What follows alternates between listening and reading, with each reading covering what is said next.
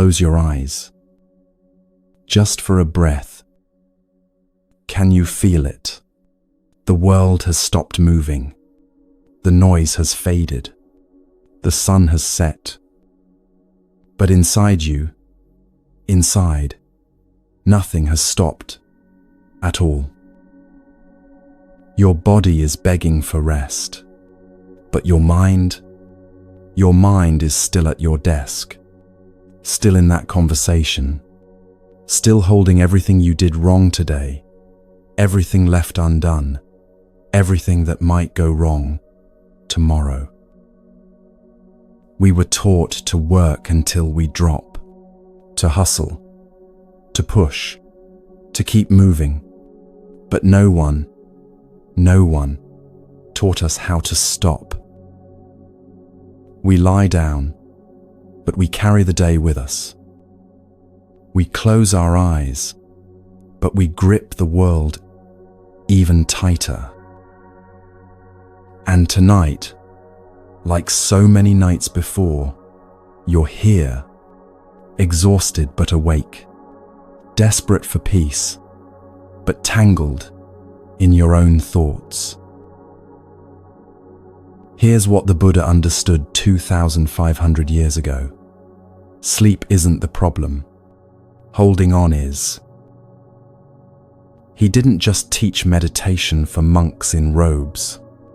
He taught practices for the moment your head touches the pillow, for the threshold between day and night, for making rest not an escape, but a ceremony of release. The Buddha called night a bridge. Cross it with awareness, and everything changes. Tonight, I'm sharing 10 practices from the ancient sutras, not as rules, but as refuges. You won't need all 10. Most practitioners choose 3 to 5, but I'll share them all so you can discover which ones feel like finally setting something down. Get comfortable, dim the lights, let your body sink. You don't have to fix anything tonight. Just be here, breathe, listen. Let's walk this bridge together.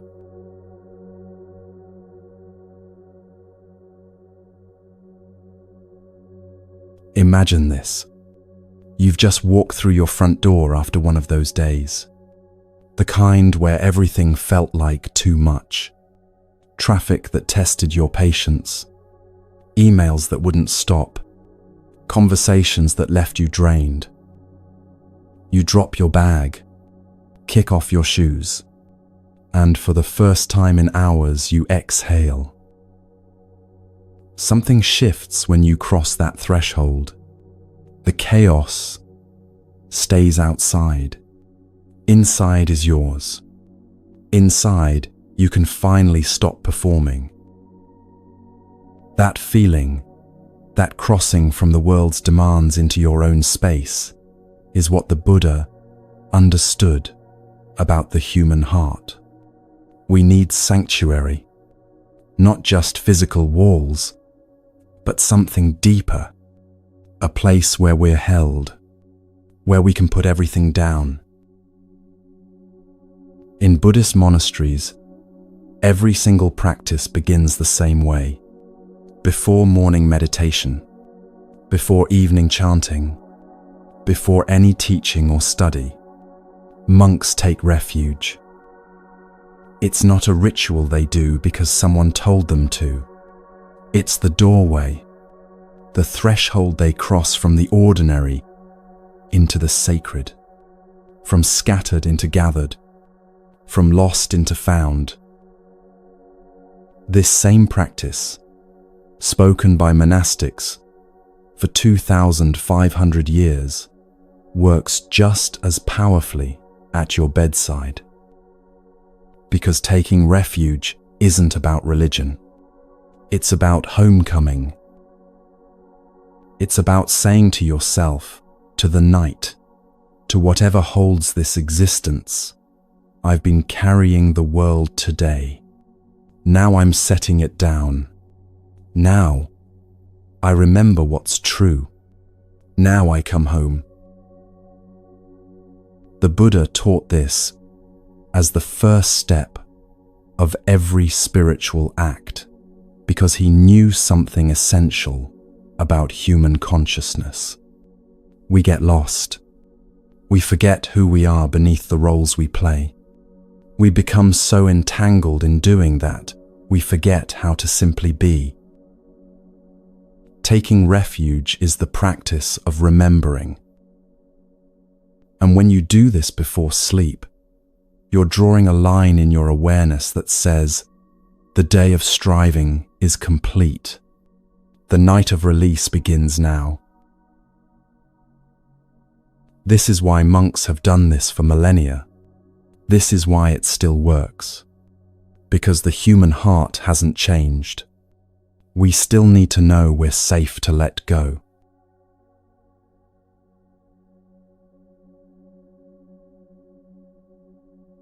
The 3 refuges are called Tisarana in Pali, the language of the earliest Buddhist texts. They're deceptively simple, 3 short statements, but what they create is profound. Buddha, Dharma, Sangha. These 3 form something like a spiritual architecture, a structure that holds you when everything else feels uncertain. Let me explain what each one means, not in religious language, but in the language of your actual life. First, Buddham Saranam Gacchami. I take refuge in the Buddha. This doesn't mean you're converting to a religion or bowing to a distant deity. The Buddha was a human being who woke up. He was born, struggled, searched, suffered, and found a way through. Taking refuge in the Buddha means taking refuge in the possibility of awakening, in the truth that freedom is real, that others have walked this path and found peace, which means you can too. It's refuge in wisdom itself, in the light of consciousness that sees clearly, in the reminder that you're not doomed to suffer forever, that transformation is possible, that there is a way. When you say these words before sleep, you're remembering, I don't have to figure everything out tonight. Wisdom exists. The path exists. I can trust that. Second, Dhammam Saranam Gacchami. I take refuge in the Dhamma. Dhamma means truth, the natural law of how things actually are, the teachings that illuminate reality, the understanding that everything arises and passes, that clinging causes suffering, that letting go brings peace. Taking refuge in the Dhamma means trusting that there's an order to existence, even when life feels chaotic, that cause and effect are real, that your actions matter, that the way you relate to your experience shapes your experience. It's refuge in truth over delusion, in reality over fantasy, in what actually helps over what temporarily distracts. When you take refuge in Dhamma at night, you're saying, I align myself with what's real. I stop fighting reality. I trust the natural unfolding. Third, Sangham Saranam Gacchami. I take refuge in the Sangha. Sangha means community, the fellowship of all who walk this path. Not just monks in robes, but every human being who's trying to live with awareness, who's working to transform suffering, who's choosing wisdom over reactivity. You're not alone in this. Across time and space, millions have struggled just like you. Millions have lain awake at night, wondering if peace was possible. Millions have practiced these same words, found refuge in these same truths. Taking refuge in the Sangha means remembering you're part of something larger than your individual struggle, that you're held by a lineage of practitioners, that your efforts matter not just to you, but to the web of all beings trying to awaken. When you speak this refuge at bedtime, you're acknowledging, I'm part of a human family that's been seeking peace for thousands of years. I'm not the first to feel this way. I'm not the only one who struggles. I'm held. These aren't vows that bind you. They're not promises you'll be punished for breaking. They're reminders, orientation points, a way of saying to your scattered mind, come back. Remember what's trustworthy. Remember what actually helps. In the ancient texts, monks take these refuges before any formal practice. Why? Because refuge creates sacred space. It marks a transition from the ordinary mind to the practice mind, from grasping to releasing. And that's exactly what you need before sleep. A clear demarcation. The day is over. The striving stops here. Now I enter the space of rest.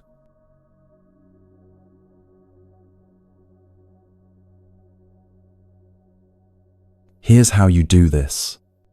It's beautifully simple.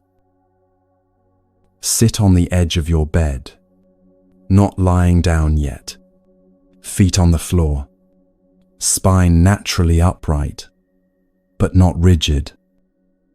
Bring your hands together at your heart in what's called Anjali Mudra, palms pressed together gently, fingers pointing upward.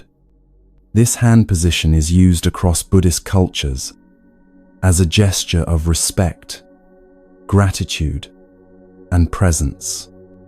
It signals to your nervous system, this moment is different. I'm present now. Close your eyes if that feels comfortable. Take one full breath. Let your shoulders drop. Now speak these words, either aloud or silently in your mind. Speak them 3 times. 3 repetitions is traditional because it deepens the impression, allows the meaning to settle, creates rhythm. In English, the words are, I take refuge in the Buddha. I take refuge in the Dhamma. I take refuge in the Sangha. Say it once, slowly. Feel each word. I take refuge in the Buddha. I take refuge in the Dhamma. I take refuge in the Sangha. Say it again, letting it sink deeper. I take refuge in the Buddha. I take refuge in the Dhamma. I take refuge in the Sangha. If you'd like to use the original Pali, here it is. Buddham saranam gacchami. Dhammam saranam gacchami. Sangham saranam gacchami. You don't need to understand Pali. The sound itself carries something, the weight of centuries, the resonance of countless practitioners who've spoken these same syllables, seeking the same peace you're seeking now. But English works perfectly. What matters isn't the language. It's the intention, the conscious choice to orient yourself toward what's trustworthy. As you speak these words, notice what happens in your body. Does your breathing slow? Does tension release somewhere? Your jaw, your shoulders, your belly? Do you feel something settle, even slightly? You might notice a sense of relief, like you've been holding yourself together all day, and now you have permission to be held instead. You might feel a subtle shift in your mental state, less frantic, more gathered, less like you have to solve everything, more like you're being guided by something wiser than your anxious thinking. Or you might not feel much at all the first time, and that's perfectly fine. This isn't about forcing an experience. It's about creating a consistent threshold you cross each night. After the third repetition, pause. Keep your hands at your heart for a moment. Let the silence hold you. Then release your hands gently.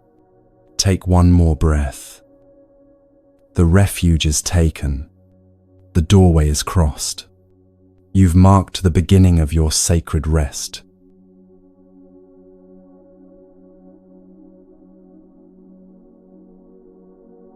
There's something powerful that happens when you perform the same ritual every night at the same threshold. Your nervous system learns. Think about how bedtime stories work for children. It's not just the content of the story. It's the ritual itself, the same time, the same place, the same soothing voice that signals to the child's body, now, it's safe to sleep. Taking refuge functions the same way for adults. It becomes a psychological anchor, a consistent signal that says, the day is complete. The world's demands end here. Now we enter the space of release. When you take refuge with consistency, your body begins to anticipate rest the moment you bring your hands to your heart. Your mind begins to quiet before you even speak the words. The ritual itself becomes the medicine. But there's something deeper happening too. All day long, you've been functioning as if everything depends on you. Your effort, your vigilance, your constant management of 1,000 details. It's exhausting to be the one holding it all together. Taking refuge is the moment you acknowledge, I'm not the one holding this all together. I never was. There's something wiser than my anxious thinking. There's truth. There's the path. There's the vast community of beings all moving toward freedom. I can rest in that. This isn't spiritual bypassing or pretending problems don't exist. It's perspective. It's remembering that you're part of something larger, held by something deeper, guided by something more reliable than your worried mind spinning in the dark. And when you remember that, truly let it in. Something in your nervous system exhales. The grip loosens.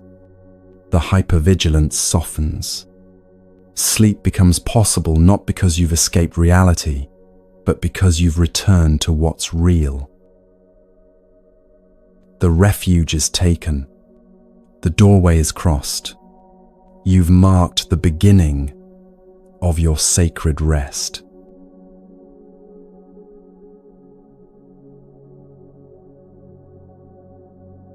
There's a story told in the forest monasteries of Thailand about a young monk who couldn't sleep.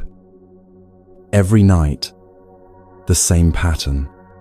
He'd complete evening chanting, return to his small hut, lie down on his thin mat, and immediately his mind would begin its assault.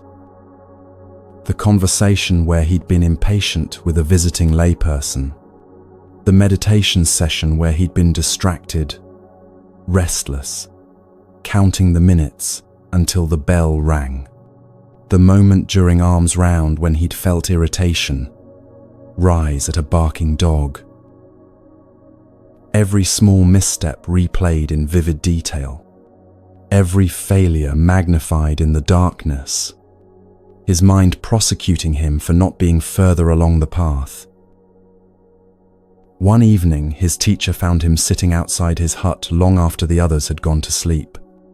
The old monk sat down beside him without speaking, and they listened together to the night sounds.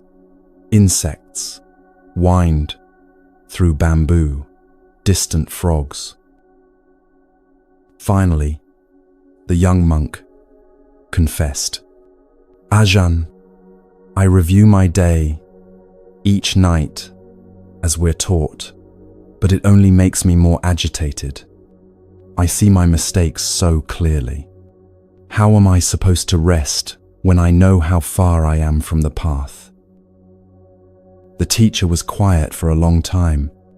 Then he asked, "When you review your day, are you learning or are you punishing?"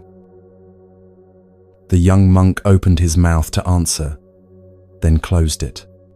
He didn't know. "There's a difference," the teacher continued, "between reflection and rumination. Reflection looks clearly at what happened, learns from it, and releases it. Rumination circles endlessly, like a dog returning to its vomit, finding no nourishment, only the bitter taste of shame." He placed his hand on the young monk's shoulder. "The Buddha asked us to review our conduct not to torture ourselves, but to learn, to see clearly, to grow, and then to let it go. The day is done. You cannot change what happened. You can only carry the lesson forward. That's the practice." The young monk sat with those words, and slowly he began to understand the difference between wisdom and self-punishment. Perhaps you know this difference yourself. Perhaps you've lain awake replaying your day not with curiosity but with cruelty, not asking, "What can I learn?" but declaring, "You failed again." Tonight, you're learning what that young monk learned, how to look back with clarity instead of condemnation, how to close your day with wisdom instead of warfare. This is the practice the Buddha gave to his monastics 2,500 years ago, and it's the practice that will help you sleep tonight.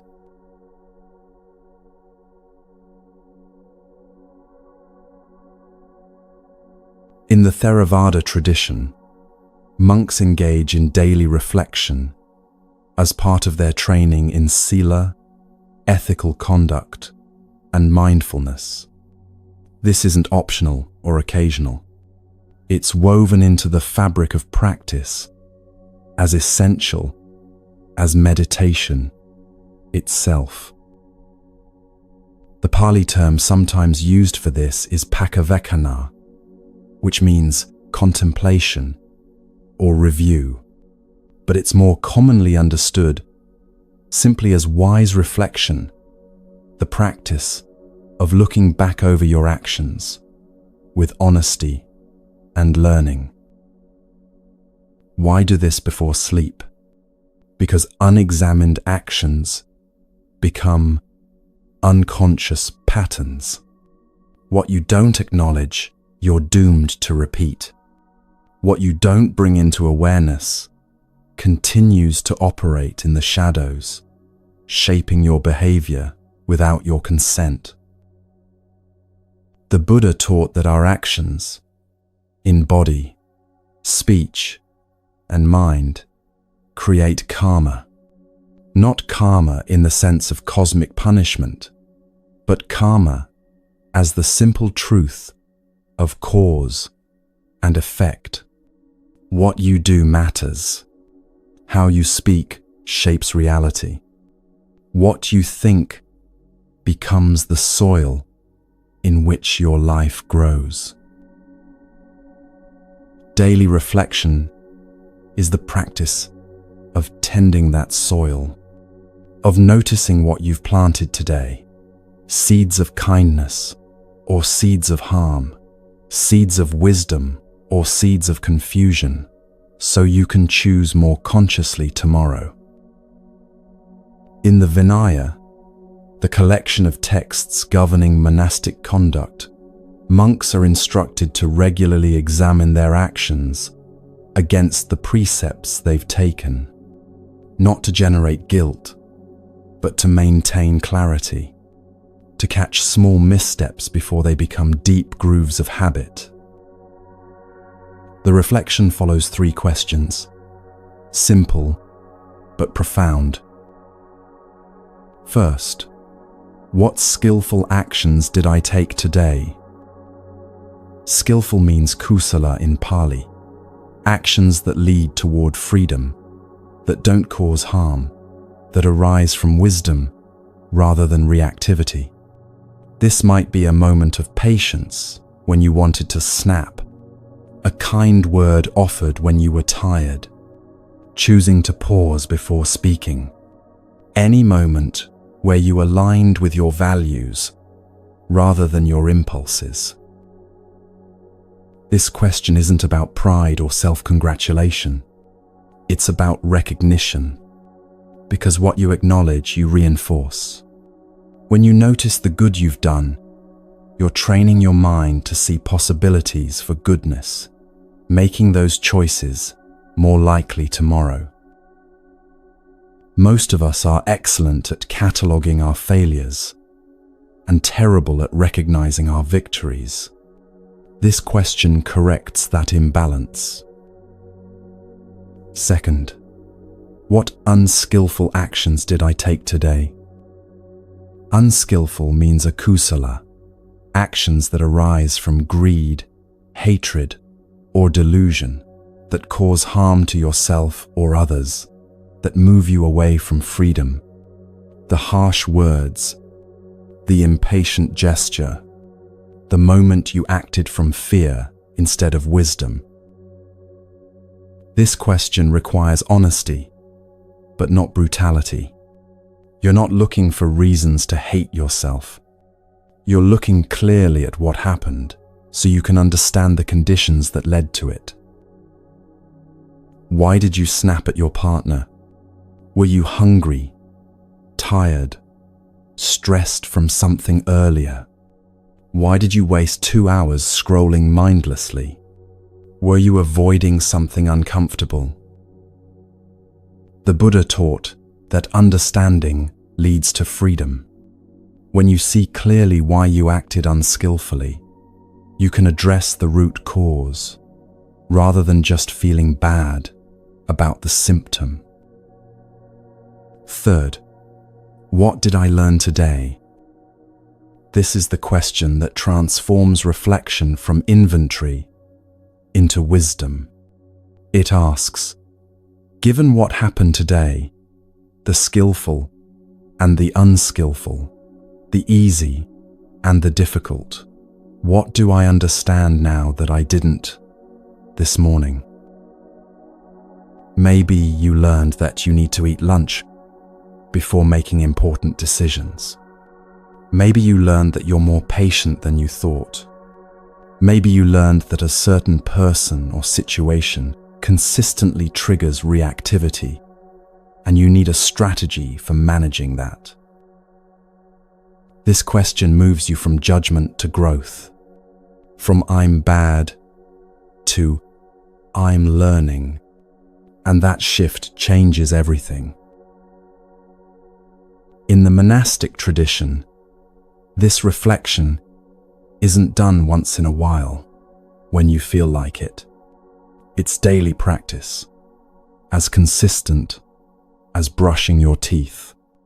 Because ethical conduct isn't maintained through grand gestures, but through small, repeated acts of honest self-examination. And here's what's crucial. This practice doesn't end with reflection. It ends with release. Once you've looked clearly, learned what you can, the practice is to let it go, not to carry it into sleep, not to make it a burden.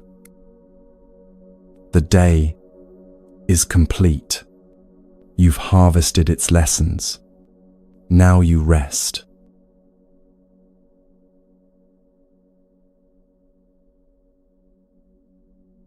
Sit comfortably on the edge of your bed or in a chair nearby. Take 3 slow breaths to settle your mind. Then gently bring your awareness to the day that's just ended. Start with the first question. What skillful actions did I take today? Let moments arise naturally. Don't force it or make a list. Just notice what surfaces. Maybe you held the door for someone. Maybe you chose to listen instead of interrupt. Maybe you took a breath before responding to a difficult email. Maybe you fed yourself nourishing food or got yourself to bed at a reasonable hour. As each one comes to mind, acknowledge it. You might silently say, I see this. This was skillful. Feel what it's like to recognize your own goodness without diminishing it, without immediately listing your failures to balance it out. This isn't ego. Ego would say, I'm better than others because I did this. This is simply clear seeing. This action aligned with wisdom. I acknowledge that. Then move to the second question. What unskillful actions did I take today? Again, let moments arise without forcing. And here's what's important. When something unskillful comes up, meet it with curiosity, not cruelty. If you snapped at someone, don't just label yourself as bad or impatient. Ask, what was happening before that? What was I feeling? What need wasn't being met? Maybe you were overwhelmed and didn't know how to ask for help. Maybe you were hungry and your blood sugar had crashed. Maybe old pain got triggered and you reacted from that wound rather than from present awareness. Understanding the conditions doesn't excuse the action, but it gives you something to work with. It transforms shame into insight. For each unskillful action, you might silently say, I see this. I understand why it happened. Tomorrow I can choose differently. Then the third question, what did I learn today? This might be obvious from what you've already reflected on, or it might be something entirely different. Let your mind settle on whatever feels true. I learned that I need more sleep to stay patient. I learned that I'm capable of more kindness than I give myself credit for. I learned that avoiding difficult conversations only makes them harder. Whatever arises, acknowledge it as the day's teaching, the gift of your lived experience. You can do this practice entirely in your mind, or you can write it down. Journaling has its own power. Seeing your words on paper makes the reflection more concrete, and over time you'll notice patterns you might miss otherwise. But whether written or mental, the practice ends the same way, with conscious release. Take a breath. Place your hand on your heart if that feels right, and silently say, I have reflected on this day with honesty. I've learned what it had to teach me. Now I release it. The day is complete. I rest. Let that be a genuine letting go, not just words. Imagine the day dissolving like smoke, leaving only its lessons behind.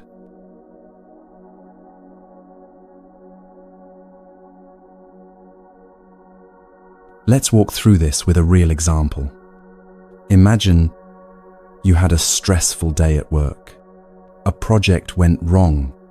Your boss was frustrated, and you ended up taking that stress home, speaking sharply to your family, then feeling guilty all evening.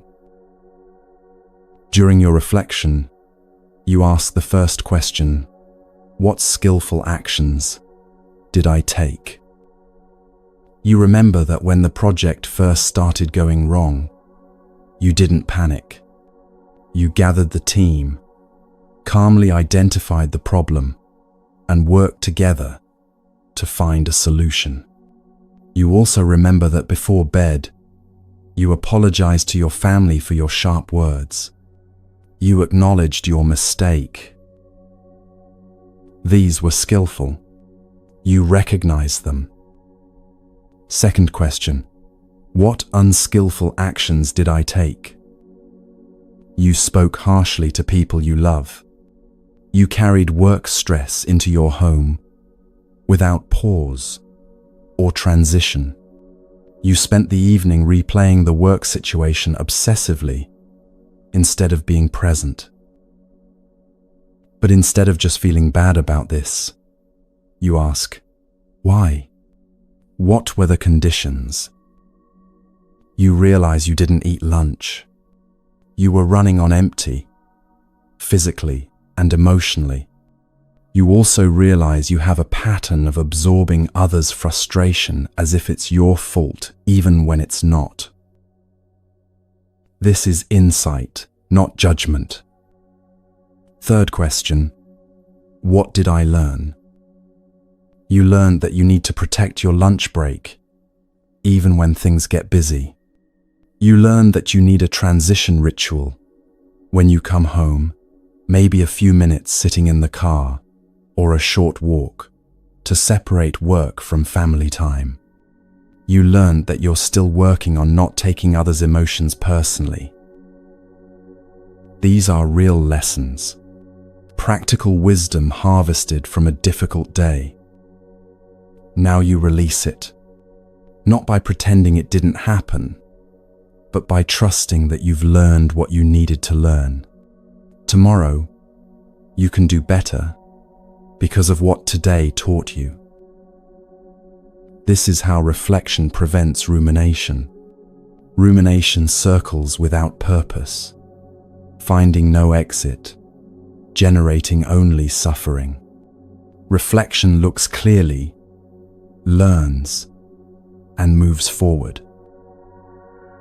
And when you practice this each night, something remarkable happens. Regret transforms into wisdom. The day's difficulties become your teachers, and sleep becomes possible because you're no longer lying there prosecuting yourself. You're lying there having already done the work of honest examination. The day has been reviewed. Its lessons have been gathered. Now you're free to rest.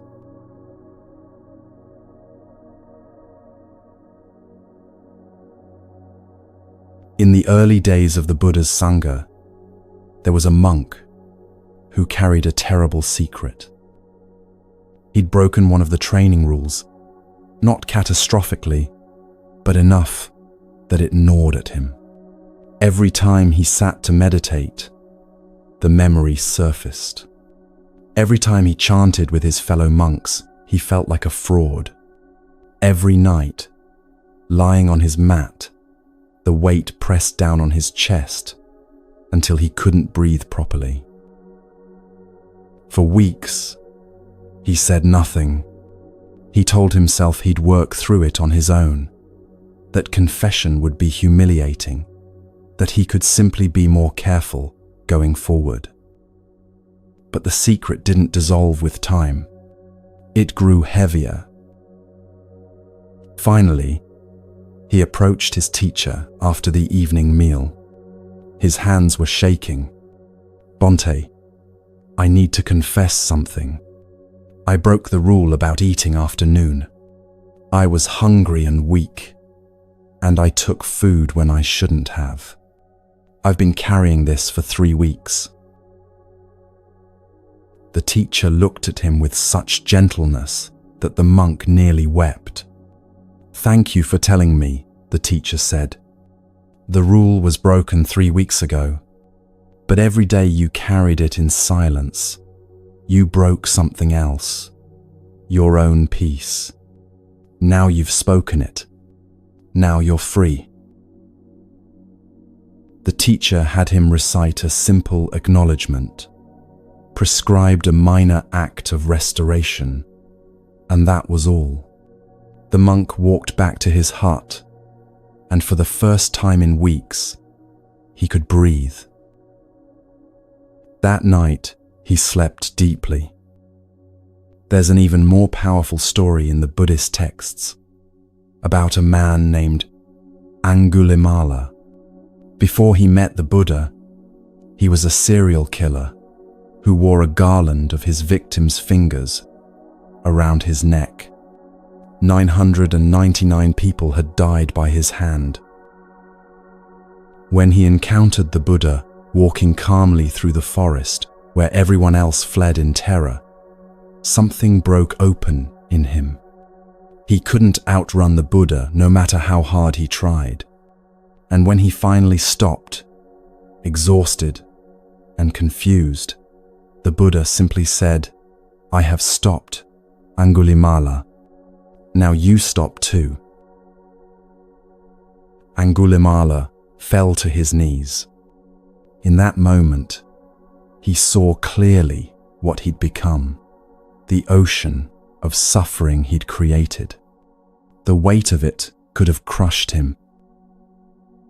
But the Buddha offered him ordination, taught him that transformation was possible, that acknowledging the depth of his wrongdoing wasn't the end of his story, it was the beginning of his liberation. Angulimala became a monk. He faced the consequences of his actions. People tried to kill him, and he bore it with equanimity. But he also practiced with such dedication that eventually he became an arahant, fully awakened. His liberation began with acknowledgement, not denial, not justification, not drowning in shame, simply seeing clearly what he'd done and taking responsibility for becoming different. Maybe your secrets aren't as dramatic. Maybe you're carrying smaller burdens. The lie you told, the promise you broke, the harm you caused in a moment of anger or fear. But the principle is the same. What you refuse to acknowledge owns you. What you bring into the light begins to lose its power. Tonight, you learn what that monk learned, what even Angulimala learned. Confession isn't punishment. It's the doorway to freedom.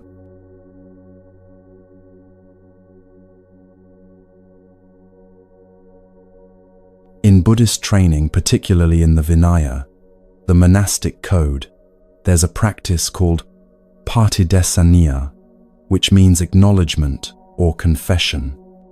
Monks and nuns regularly confess their violations of the training rules to each other, not to a higher authority who dispenses forgiveness, but simply to bring their actions into the light. This practice is built on 2 qualities that might surprise you: hiri and otapa. Hiri is often translated as moral shame, but not shame in the toxic, Western sense. that tells you you're fundamentally broken. It's the healthy sense of conscience that says, this action doesn't reflect who I want to be. This isn't aligned with my values. Ottappa is moral dread or fear of wrongdoing, not neurotic fear, but wise concern for the consequences of unskillful actions. It's what makes you pause before doing something harmful and think, if I do this, I'll cause suffering to others or to myself. Together, these two qualities are called the guardians of the world in the Buddhist texts. They're what keeps societies functional and individuals sane. Without hiri and ottappa, we'd do whatever we wanted without regard for impact. We'd have no internal compass, no sense of moral direction. But here's what's crucial. These are considered wholesome qualities, not neuroses to overcome, but essential aspects of a healthy mind. This is completely different from guilt in the Christian sense. Guilt says, I am bad. Hiri says, that action was unskillful, and I have the capacity to do better. Guilt is a fixed identity. Hiri is a dynamic awareness that motivates change. In the Vinaya, when monks confess their violations, they're not seeking absolution from an external authority. The Buddha isn't there to forgive them or condemn them. They're simply making their actions known, bringing them out of shadow into clarity. Why does this matter? Because secrets are prisons. When you hold wrongdoing in silence, it ferments. It grows larger in the dark. Your mind returns to it obsessively, trying to justify it, minimize it, or alternatively, magnifying it into proof that you're irredeemable. But when you acknowledge it, to yourself, to a teacher, to a trusted friend, or even to the universe, something shifts. The action remains what it was, but it's no longer operating in shadow. You've brought it into awareness, and awareness is where transformation happens. The Buddha taught that confession serves as purification, not magical purification, as if the words themselves erase karma, but psychological purification, the unburdening of what you've been carrying, the relief of honesty, the restoration of integrity between who you are and who you present yourself to be. When you confess an unwholesome action, you're doing several things at once. You're acknowledging reality. You're saying, this happened. I can't pretend it didn't. You're taking responsibility.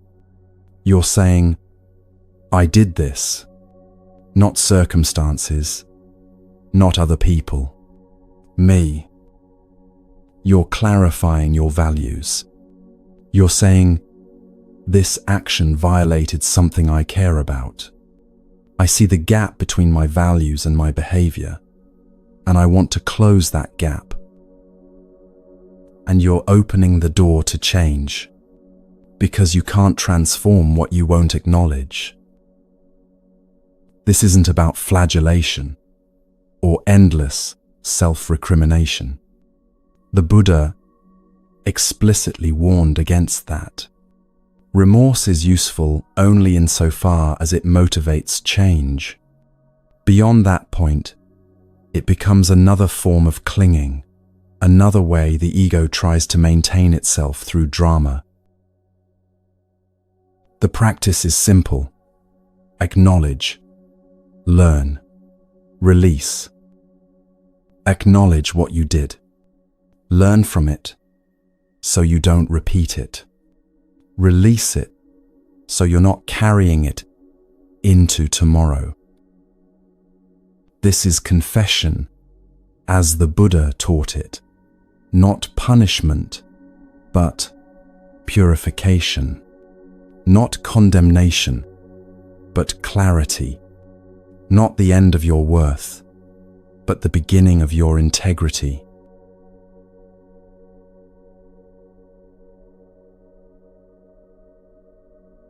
This practice is done in private, in the quiet of your own heart, before sleep.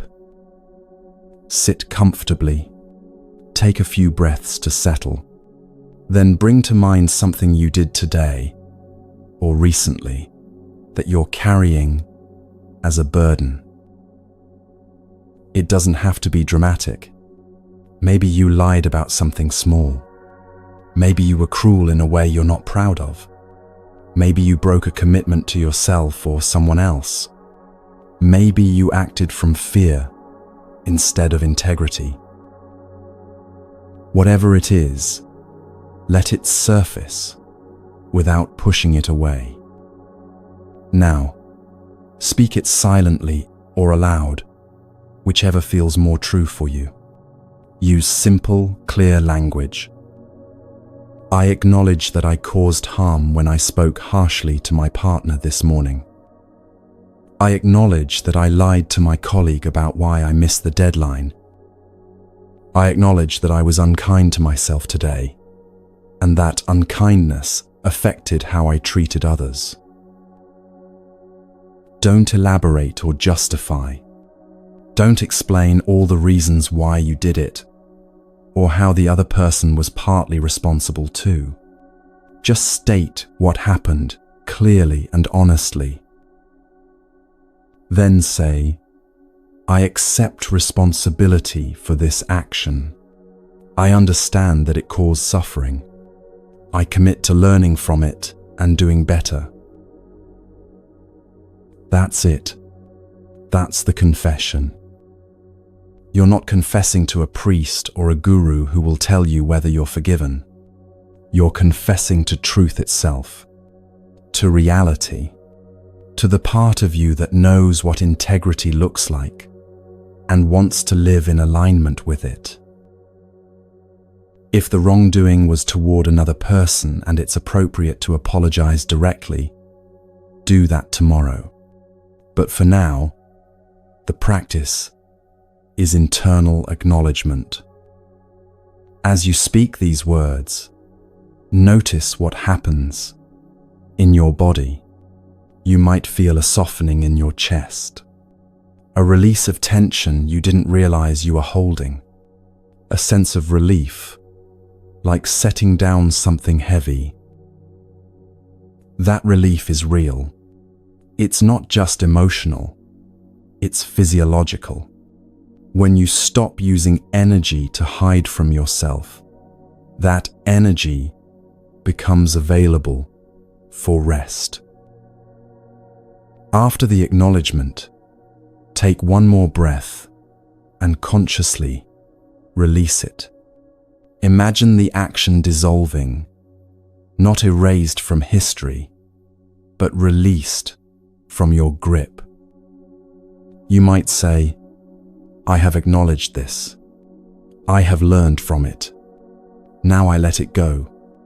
Tomorrow I begin again. If you're someone who journals, writing this down can be powerful. There's something about seeing your words on paper that makes the acknowledgement more concrete, more real. But whether spoken or written, the practice ends the same way, with conscious release. Not bypassing the harm, not pretending it didn't matter, but genuinely setting it down after you've faced it honestly.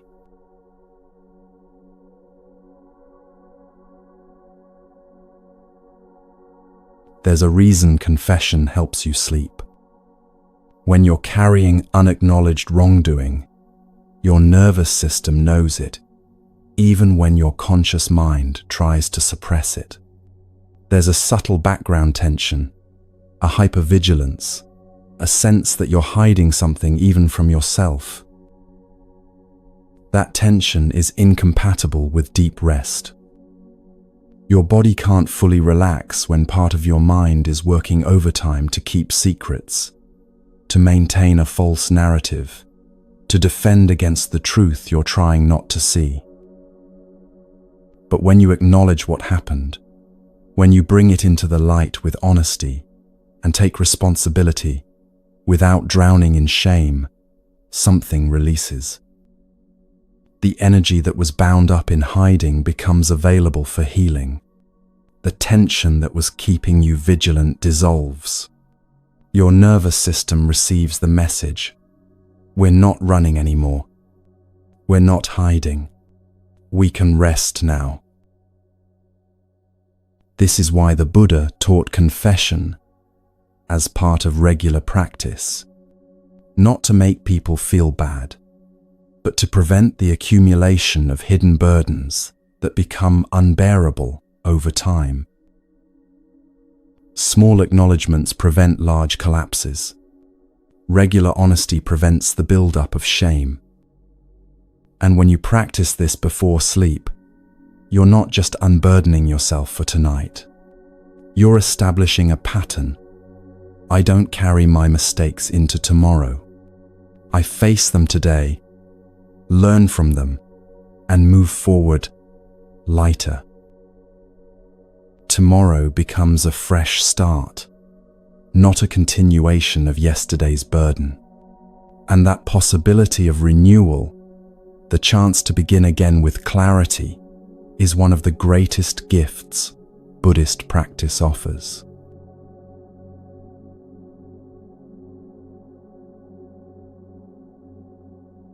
Among the Buddha's disciples, there was a monk named Channa who struggled.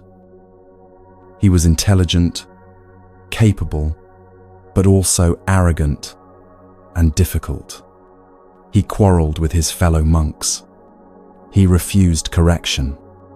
He insisted he knew better than everyone else, even as his own suffering became obvious to all who knew him. The other monks grew frustrated with him. Some avoided him. Others tried to force him to change through criticism and isolation. But the Buddha approached Channa differently. Again and again, the Buddha sat with him, listened to his complaints, his justifications, his defensive arguments, never dismissing him, never giving up on him, even when Channa pushed everyone away. The Buddha saw something the others missed. Channa's arrogance was armor. Underneath was fear. Underneath was a person who didn't know how to be gentle with his own imperfection. Years passed. The Buddha died, and Channa, faced with the reality that his teacher was gone, finally cracked open. He went to the elder monk Ananda and confessed, "I've been impossible. I know this. Everyone knows this. I don't know why I can't stop being this way." Ananda, remembering how the Buddha had treated Channa, didn't condemn him. Instead, he said, "The Buddha never stopped believing you could change. He saw your suffering and responded with patience. Now you must offer yourself that same patience." Something shifted in Channa that day. He began to practice, truly practice, for the first time. And eventually, according to the texts, he became fully awakened. His transformation didn't begin when others criticized him harder. It began when he learned to stop criticizing himself. Maybe you know Channa's struggle from the inside. Maybe every night, lying in bed, you replay your failures. The moment you weren't patient enough, smart enough, good enough, the way you disappointed someone or disappointed yourself. Maybe your last thoughts before sleep are everything you did wrong, everything you should have done better. Maybe you treat yourself with a harshness you'd never dream of directing at someone you love. And maybe, like Chana, you've believed that if you're just hard enough on yourself, you'll finally force yourself to change. But here's what the Buddha understood. Cruelty doesn't heal. Not when it comes from others, and especially not when it comes from yourself. Tonight, you're learning to treat yourself the way the Buddha treated Chana, not with indulgence, but with genuine compassion, the kind that sees clearly and still chooses kindness. Because you can't rest when you're at war with yourself.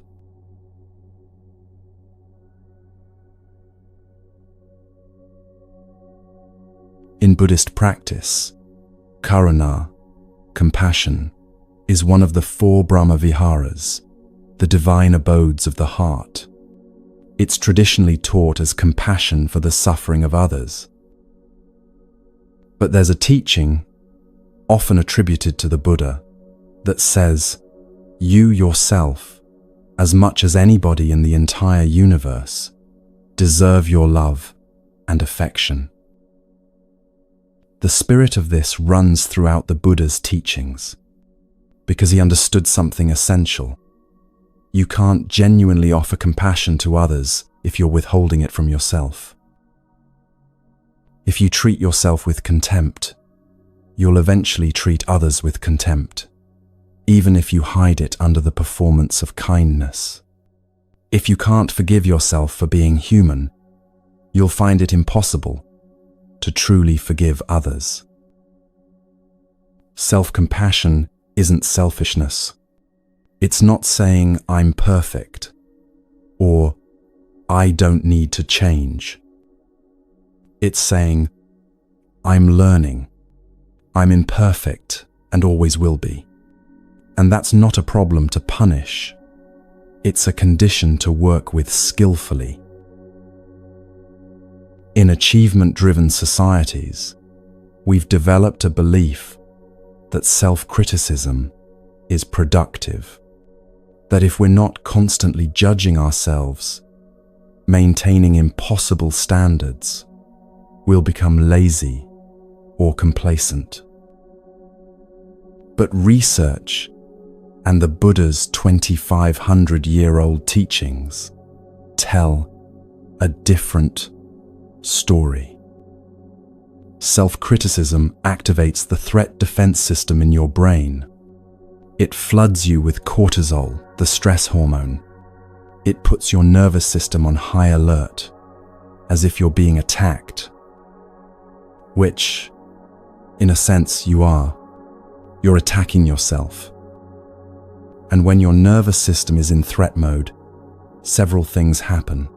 Your learning capacity decreases, your creativity shuts down, your ability to see options narrows, and your body cannot rest.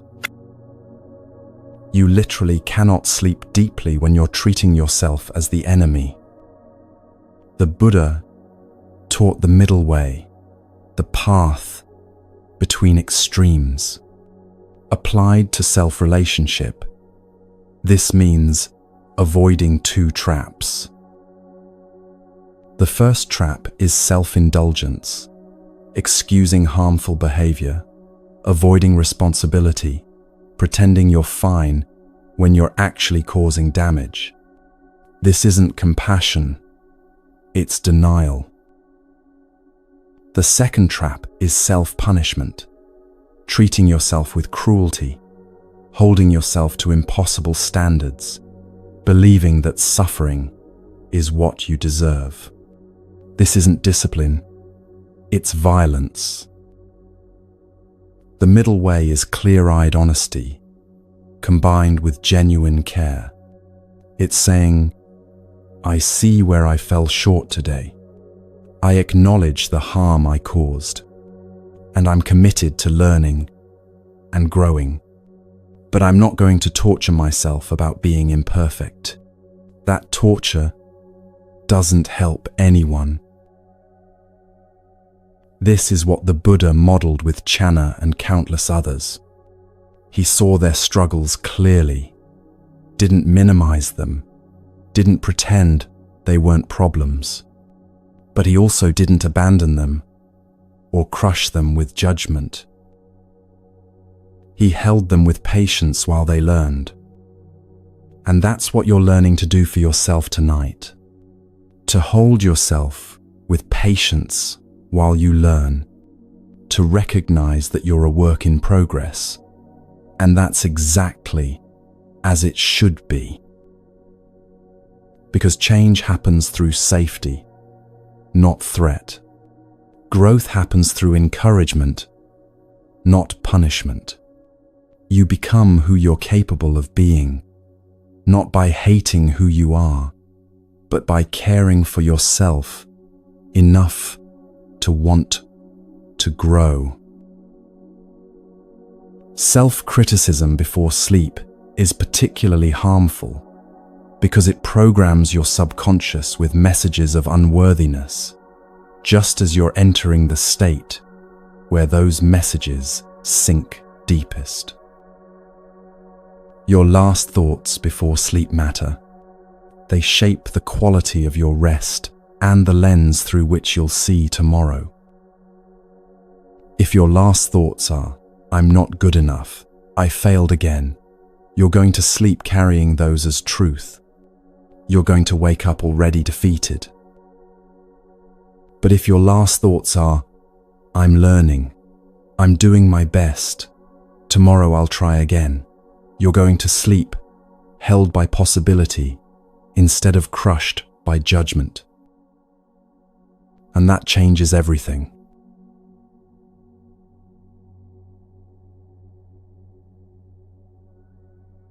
This practice is simple, but it requires genuine presence. It won't work if you just mouth the words while your mind continues its attack. You have to mean it, even if meaning it feels awkward at first. Sit comfortably or lie down in bed. Take a few breaths to settle. Now place your hand on your heart. Feel the warmth of your palm against your chest. Feel your heartbeat if you can. This physical gesture matters. It activates the care system in your nervous system, the same system that activates when you comfort a child or hold a loved one. With your hand on your heart, begin speaking to yourself the way you'd speak to someone you genuinely care about, who's having a hard time. Not fake positivity, not dismissiveness, but real, grounded kindness that says, this is hard, you're struggling, and that's okay. You're still worthy of care. You might use phrases like these, either silently or whispered aloud. I am learning. Say it slowly. Let it land. You're not finished learning. You're in process. Today was part of the curriculum, even the hard parts. May I be patient with myself. Feel the truth of this. You're asking for the same patience the Buddha offered Channa, the patience to keep growing without demanding instant perfection. I did my best with what I knew today. This one can be hard to say, especially if you're someone who always believes you could have done more. But it's true. In each moment, you made choices based on what you knew, what you were capable of, what resources you had available. Tomorrow you'll know more. Tomorrow you'll do differently. But today, you did what you could. May I accept myself as I am, even as I work to grow. This is the middle way applied directly. Acceptance and growth aren't opposites. You can accept where you are right now, while still moving toward where you want to be. I am worthy of rest. This might be the hardest one to believe, especially if you didn't accomplish everything you wanted today. But rest isn't a reward for productivity. It's a basic need, like water or air. You don't have to earn it. As you speak these phrases, keep your hand on your heart. Breathe slowly and deeply. Imagine you're talking to a younger version of yourself, or to a dear friend, or to a small child who's afraid they're not good enough. What tone would you use? Gentle, warm, steady. That's the tone you're offering yourself now. You might find emotions rising: sadness, grief, relief. That's okay. Let them come. They're signs that you've been harsh with yourself for a long time, and this gentleness feels unfamiliar. Stay with it. Keep your hand on your heart. Keep breathing. Keep offering yourself the compassion you've been withholding. You can create your own phrases too, whatever feels true and needed. I forgive myself for not being perfect. I'm allowed to make mistakes and still be worthy of love. I'm doing the best I can, and that's enough. The specific words matter less than the quality of presence you bring to them. Are you really offering yourself care, or going through the motions while your inner critic waits to pounce again? If the critic interrupts, and it probably will, don't fight it. Just notice it. Then gently return to your hand on your heart, your breath, your phrases of care. This is practice. It gets easier with repetition.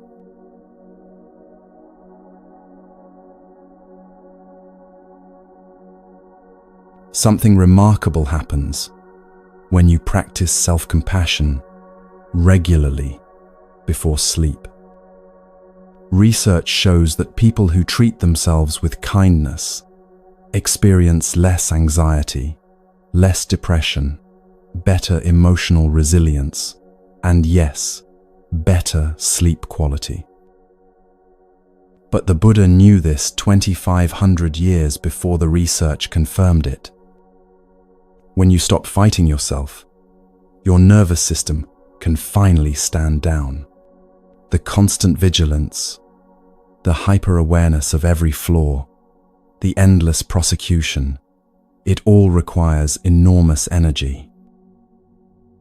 That energy, when released, becomes available for rest, for healing, for actual growth instead of performance of growth. Students often ask, won't self-compassion make me complacent? Won't I stop trying to improve if I'm too nice to myself? The research and thousands of years of Buddhist practice says the opposite is true. Self-criticism keeps you stuck. It makes you defensive, rigid, afraid to try new things, because failure feels like confirmation that you're worthless. Self-compassion frees you to actually change. Because when you know you're held with care regardless of outcome, you can take risks. You can experiment. You can fail and learn instead of fail and collapse. Think about how you learn best, from a teacher who shames you for every mistake, or from a teacher who acknowledges your struggles while believing in your capacity to grow. You already know the answer. Now you're learning to be that second kind of teacher to yourself. When you lie down tonight after practicing self-compassion, notice how your body feels. Notice if there's more softness in your chest, more ease in your breath, more possibility of actually releasing into sleep instead of gripping against it. Notice if tomorrow morning feels different, not magically fixed, but perhaps less heavy. Perhaps you wake up willing to try again instead of already defeated. This is what changes when you stop fighting yourself. Rest becomes possible. Not because all your problems are solved, but because you're no longer adding the extra layer of self-attack on top of whatever challenges you're facing. The Buddha offered Channa patience for years before Channa could accept it. It might take time for you too. That's okay. The practice is here waiting, every night, for as long as you need it. You've placed your hand on your heart. You've offered yourself the care you deserve. You've chosen kindness over cruelty, even in the privacy of your own mind. That choice is everything.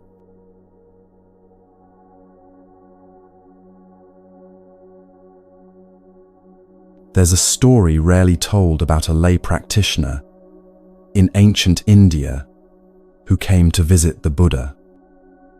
She was an ordinary woman, not a nun, not a scholar, just someone trying to live with awareness in the midst of daily life. She approached the Buddha with her head bowed, embarrassed to take up his time. "Venerable Sir," she said, "I have nothing to offer you. I haven't achieved any great meditation states. I haven't memorized the teachings. I'm just trying to be kind in small ways, to my family, to strangers, to myself." The Buddha smiled. "Tell me about these small ways," he said. She hesitated, then began. "Yesterday, I saw a child crying in the market, and I stopped to help her find her mother. This morning, I gave food to a beggar, even though I don't have much myself. Last week, when my husband was angry with me, I chose not to respond with anger back." As she spoke, she kept minimizing each action. "These are nothing, really. Anyone would do the same." The Buddha stopped her gently. "These are not nothing. These are kusala, wholesome actions that reduce suffering in the world. When you dismiss them, you dishonor the good you've cultivated. When you celebrate them, you strengthen your capacity to do more good tomorrow." He looked at her with great warmth. "Take joy in your goodness, not pride that compares yourself to others, but genuine appreciation for the seeds of wisdom you're planting. This joy, mudita, is itself a practice. It trains your mind to notice beauty rather than only seeing failures." The woman's eyes filled with tears. She'd never thought she had permission to feel good about her small kindnesses. She'd believed that spiritual people were supposed to be humble, which she'd confused with self-dismissal. But the Buddha was teaching her something different. There's a vast difference between arrogance and acknowledgement, between ego inflation and honest recognition of your own goodness. Maybe you're like that woman. Maybe you too have learned to dismiss everything good you do. to wave it away as nothing special or what anyone would do. Maybe when someone compliments you, you deflect immediately. Maybe at night, instead of remembering the moment you were patient or kind, you only catalogue your failures. Tonight, you're learning what the Buddha taught that woman, that celebrating your goodness isn't vanity. It's wisdom. It's training your mind to see what's working, so you can create more of it. Because you can't grow what you won't acknowledge.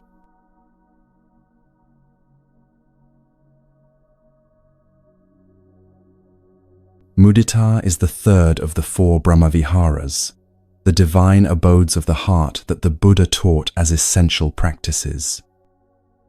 The 4 are metta, loving, kindness, karuna, compassion, mudita, sympathetic joy, and upekkha, equanimity. Together, they form a complete approach to cultivating a heart that's both strong and tender. Mudita is often translated as sympathetic joy or appreciative joy. Traditionally, it's taught as the practice of rejoicing in others' happiness and good fortune. When someone succeeds, you feel genuine gladness for them rather than envy. When someone experiences joy, you celebrate with them rather than diminishing it. But mudita also includes the capacity to rejoice in your own wholesome actions, to recognize when you've done something skillful and allow yourself to feel genuinely good about it. This isn't pride. Pride is comparative. It says, "I'm better than you." Pride inflates the ego and creates separation. Mudita is simply acknowledgement. It says, "This was good. This aligned with wisdom. I'm glad I did this." It doesn't compare, doesn't compete, doesn't need to be special or impressive. In the Pali texts, the Buddha regularly encouraged his students to recognize their kusala, their wholesome actions, thoughts, and intentions. He taught that what you attend to grows. If you only notice your failures, you train your mind to see yourself as fundamentally flawed. But if you also notice your successes, even tiny ones, you train your mind to see your capacity for goodness.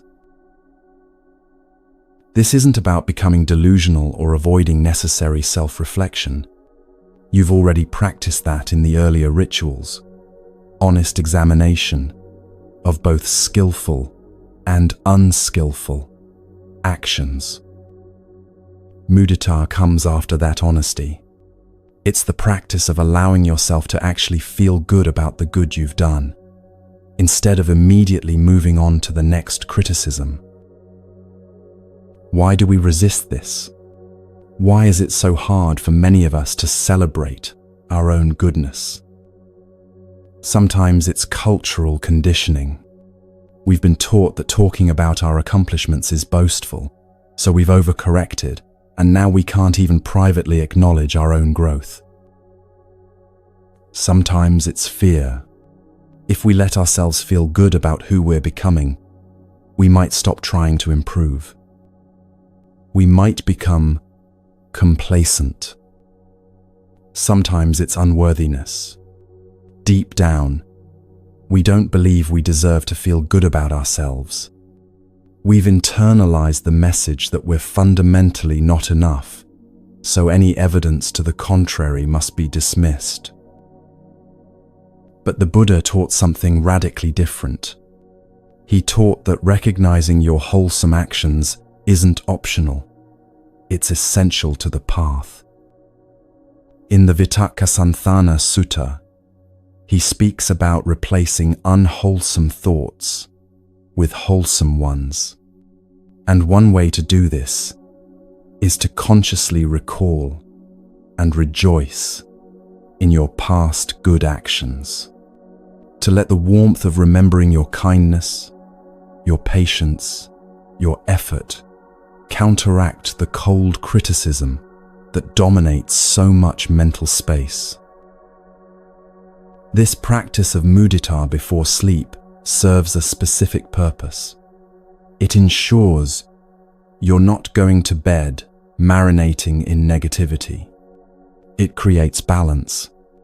Yes, you've examined your mistakes and learned from them. But you've also acknowledged your victories, however small, and allowed yourself to feel the joy of living in alignment with your values. The Buddha knew that the mind gravitates toward negativity. It's a survival mechanism, always scanning for threats and problems. Mudita is the conscious practice of retraining that gravitational pull, of teaching your mind that there's goodness worth celebrating, joy worth feeling, beauty worth noticing. And when you practice this regularly, something shifts. You stop living in constant deficit, always aware of how you're falling short. You start living with a more balanced view. Yes, you're learning and growing. And yes, you're also already manifesting goodness in ways that matter. Both can be true at once.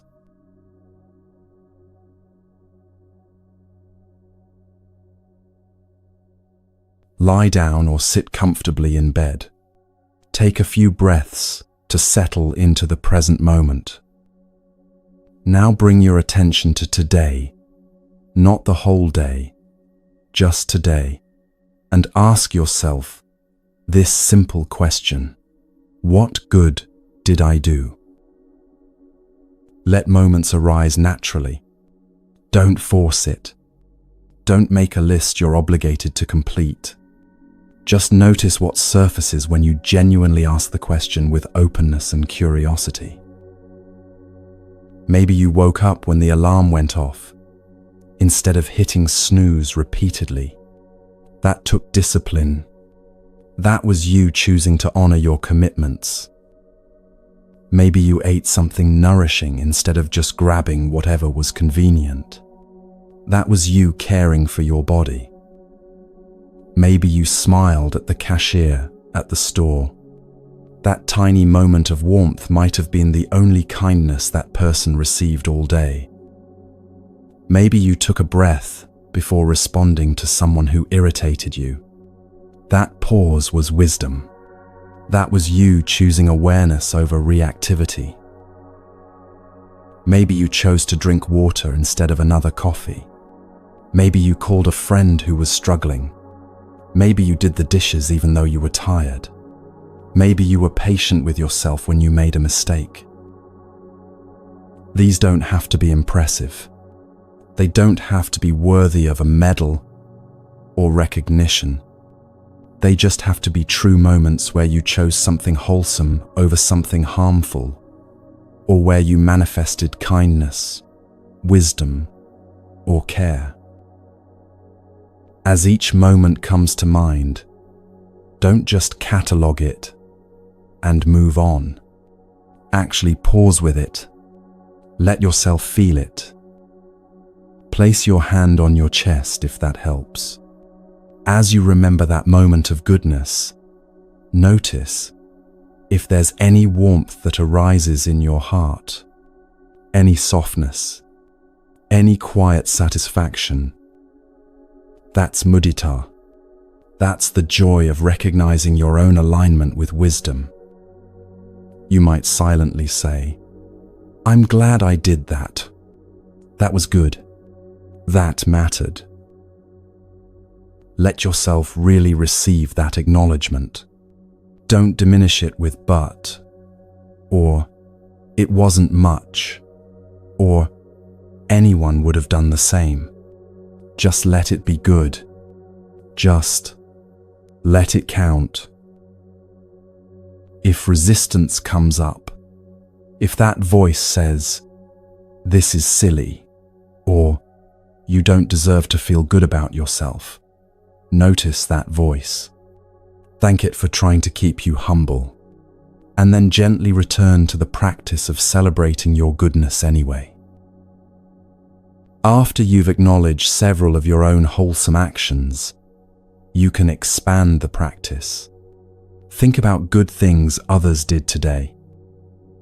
Maybe your partner made dinner. Maybe a co-worker helped you with something. Maybe a stranger held the door. Maybe someone you've never met created something beautiful that you encountered today. A song, a piece of writing, a work of art. Let yourself feel genuine appreciation for their goodness too. I'm glad they did that.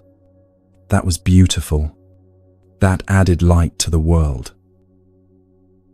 This practice of extending mudita to others helps prevent your joy from becoming self-centered.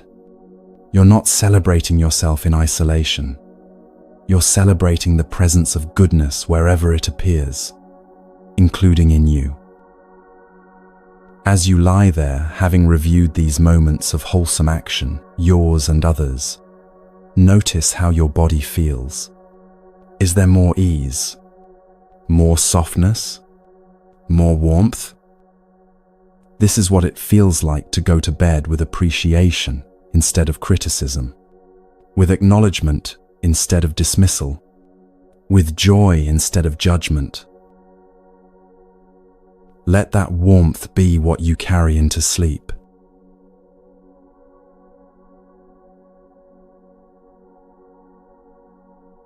There's something powerful that happens neurologically when you practice mudita before sleep. Your brain processes and consolidates memories during sleep, particularly during REM stages when you dream. The emotional tone you bring into sleep influences this processing. If you go to bed ruminating on failures and drowning in self-criticism, your brain spends the night reinforcing those neural pathways. Your dreams may be anxious or distressing. You wake up already braced for inadequacy. But if you go to bed having consciously recalled moments of goodness, having allowed yourself to feel genuine appreciation for your own and others' wholesome actions, you're priming your brain differently. You're telling your nervous system, there is goodness here. There is beauty. There are things worth celebrating. This doesn't erase the difficult parts of your day. It creates balance. It reminds your brain that life isn't only struggle, it's also small victories, tiny kindnesses, moments of alignment with your deepest values. Research on positive psychology confirms what the Buddha taught 2,500 years ago. What you focus on before sleep affects sleep quality, dream content, and morning mood. People who practice gratitude or positive reflection before bed fall asleep faster, sleep more deeply, and wake feeling more refreshed than those who ruminate on problems. This isn't toxic positivity or denying reality. It's conscious cultivation of balance. It's training your attention to notice what's working alongside what needs work. And when you wake tomorrow morning, you'll likely notice something subtle but significant. You're a little more willing to try, a little more confident that you're capable of goodness, a little less defeated before the day has even begun. Because you went to sleep knowing that today, despite everything, you chose kindness somewhere. You manifested patience somewhere. You created a little more light than darkness. And if you could do it today, you can do it tomorrow. That knowledge, held gently in your heart as you drift into sleep, becomes the ground from which tomorrow's goodness grows. You've celebrated your own wholesome actions. You've rejoiced in the goodness you witnessed around you. You've allowed warmth instead of criticism to be your final waking companion. That's mudita.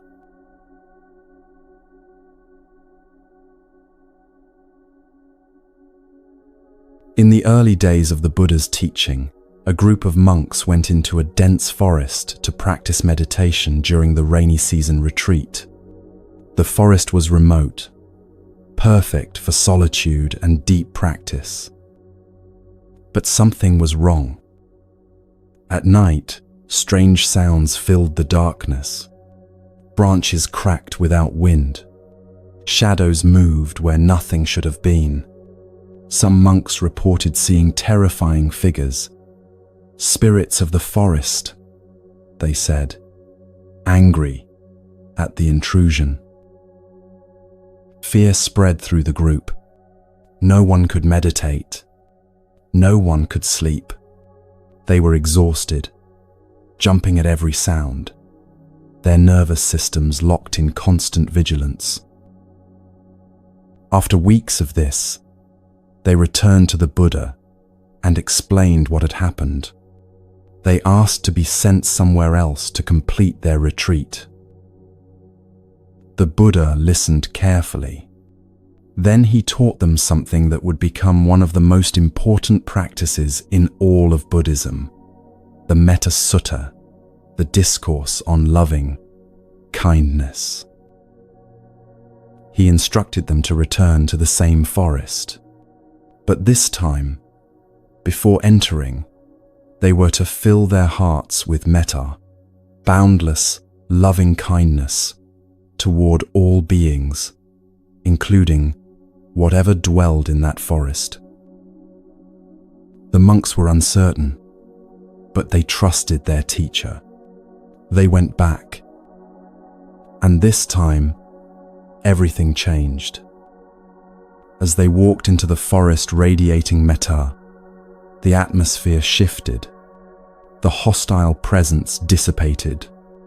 According to the texts, the forest spirits themselves were moved by the monks' goodwill and became protectors rather than tormentors.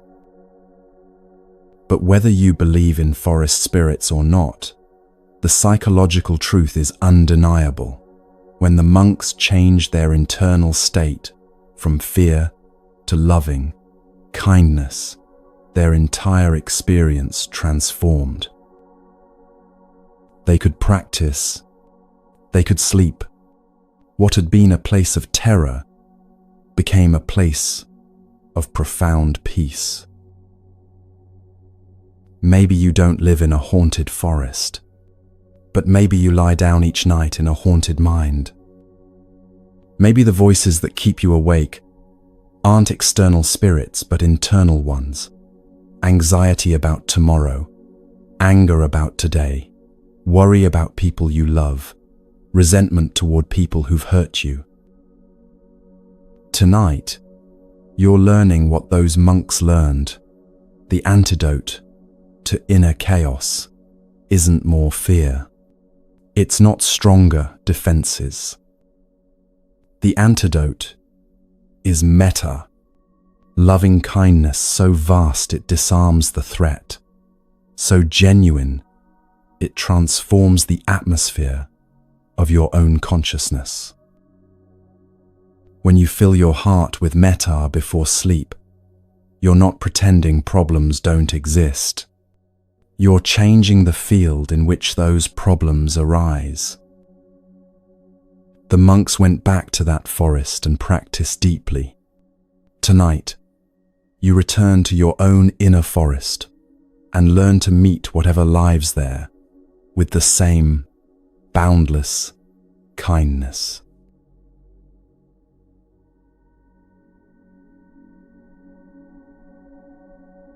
The Metta Sutta is one of the Buddha's most beloved teachings, found in the Sutta Nipata of the Pali Canon. It's been chanted by monks and lay people for over 2,000 years. The discourse begins.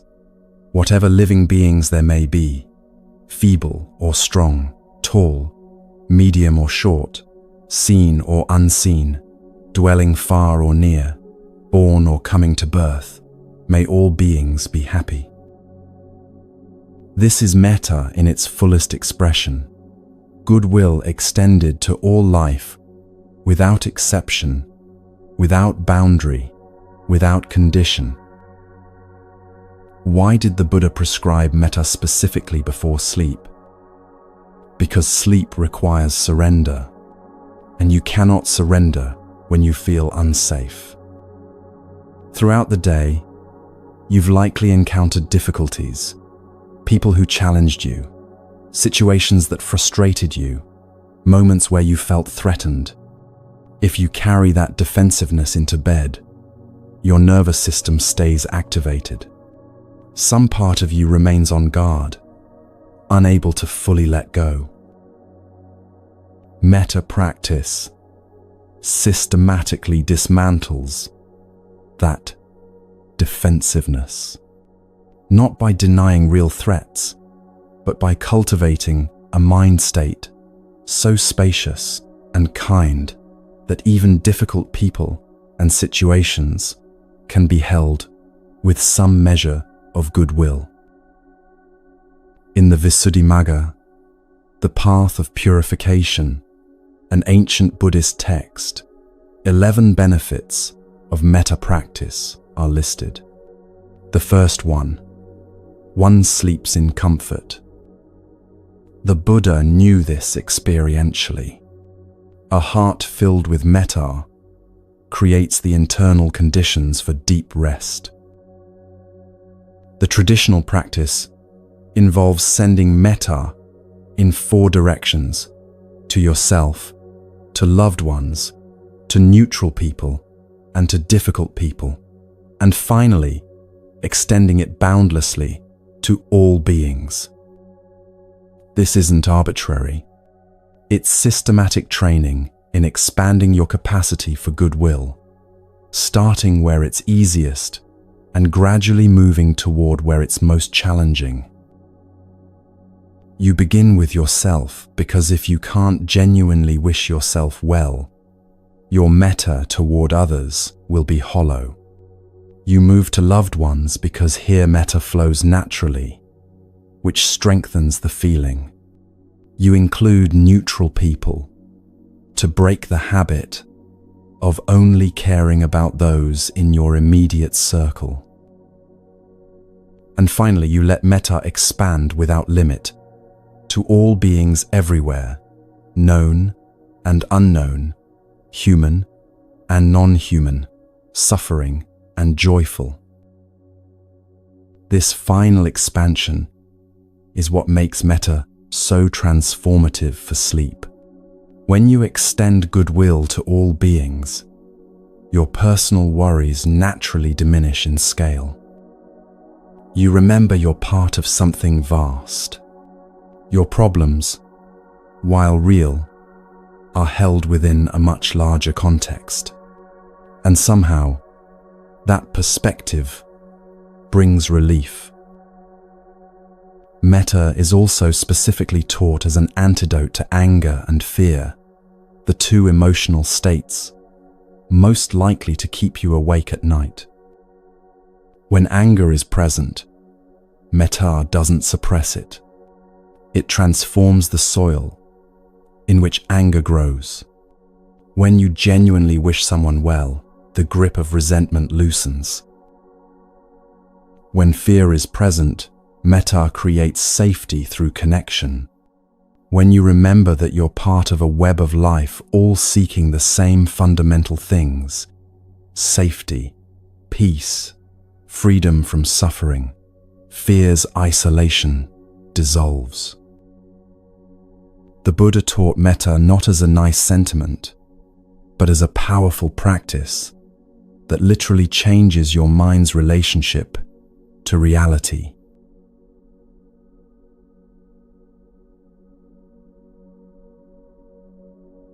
This practice has 5 stages. Take your time with each one. Even doing just the first stage is profoundly valuable. Lie down or sit comfortably. Close your eyes. Take 3 deep breaths to settle your awareness.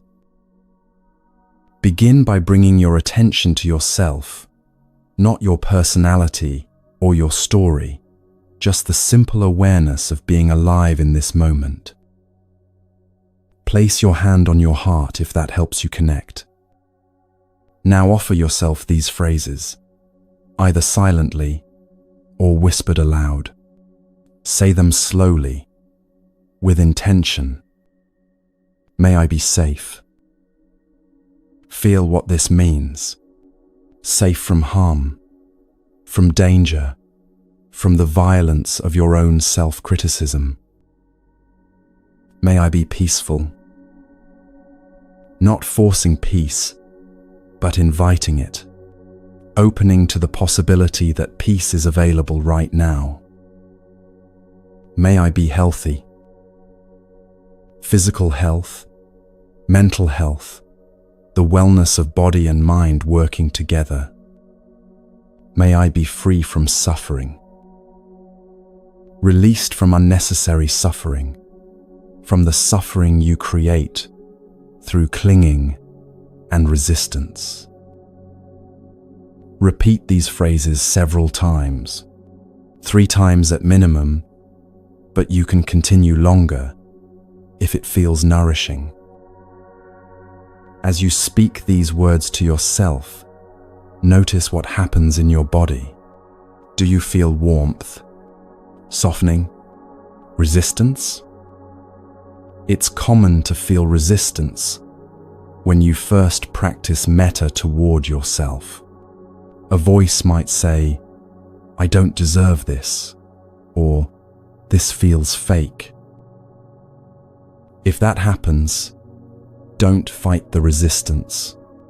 Just acknowledge it and gently return to the phrases, offering them anyway. The practice works not because you feel perfect loving kindness immediately, but because you're training your mind in a new direction. Now bring to mind someone you care about deeply, someone whose happiness genuinely matters to you. Visualize them gently. You don't need a perfectly clear image, just a sense of their presence. Offer them the same phrases. May you be safe. May you be peaceful. May you be healthy. May you be free from suffering. Let yourself feel the warmth of genuinely wishing them well. This is metta in its most natural form. Stay with this person for several repetitions. Let the feeling deepen. Now think of someone you encounter regularly, but don't have strong feelings about. The person who delivers your mail, a neighbor you wave to but don't really know. This person wants to be happy just like you. They struggle, they hope, they fear. Offer them the same phrases. May you be safe. May you be peaceful. May you be healthy. May you be free from suffering. This stage might feel strange. You might wonder why you're spending energy on someone who doesn't affect your life. But that's the point. You're training your heart to extend goodwill beyond your immediate circle. This stage is optional before sleep, especially when you're just beginning. It can be activating. But if you feel ready, bring to mind someone you're having difficulty with. Not your worst enemy. Start small. Someone who irritated you today. You don't have to like this person. You're simply acknowledging that they too are a being who wants to be happy and free from suffering. Offer them the phrases, "May you be safe. May you be peaceful. May you be healthy. May you be free from suffering." If this feels impossible, you can modify it. May you find peace. May you be free from whatever causes you to cause harm. You're doing this to free yourself from the prison of resentment that ruins your own sleep. If it's too much tonight, skip this stage. There's no failure here. Finally, let your awareness expand beyond individuals to the vastness of all life. Imagine your metta radiating outward like light from your heart, first filling your room, then your home, then your neighborhood, your city, your country, the entire planet. Extend it to all beings, human and animal, those suffering and those at ease, those you'll meet and those you'll never know. You might use these words. May all beings be safe. May all beings be peaceful. May all beings be healthy. May all beings be free from suffering. Or the traditional words from the Metta Sutta. May all beings be happy. May all beings be well. May all beings be at ease. As you expand your metta this wide, something remarkable happens. Your personal concerns naturally recede. Not because they don't matter, but because you've remembered the bigger picture. You're part of an enormous web of life, all interconnected, all seeking the same fundamental things. Your worry about tomorrow is still real, but it's held within the context of billions of beings, all navigating their own challenges. And somehow that context brings perspective, brings relief. Stay here as long as you like, resting in this boundless goodwill. When you're ready, take one final breath and let the practice settle.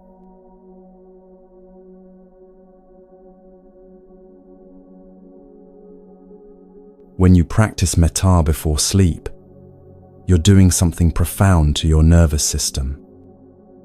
All day, you've likely been in some degree of self-centered anxiety, worrying about your problems, your future, your survival.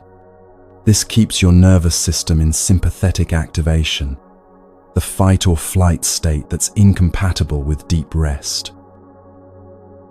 Metta shifts you into parasympathetic activation, the rest and digest state.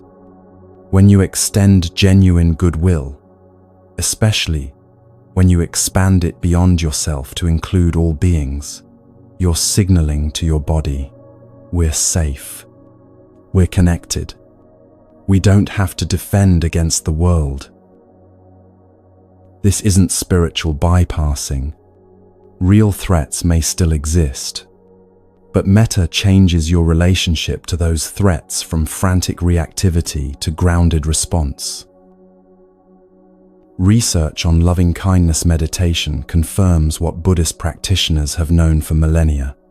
Regular metta practice reduces anxiety, decreases inflammation, improves sleep quality, and increases feelings of social connection and safety.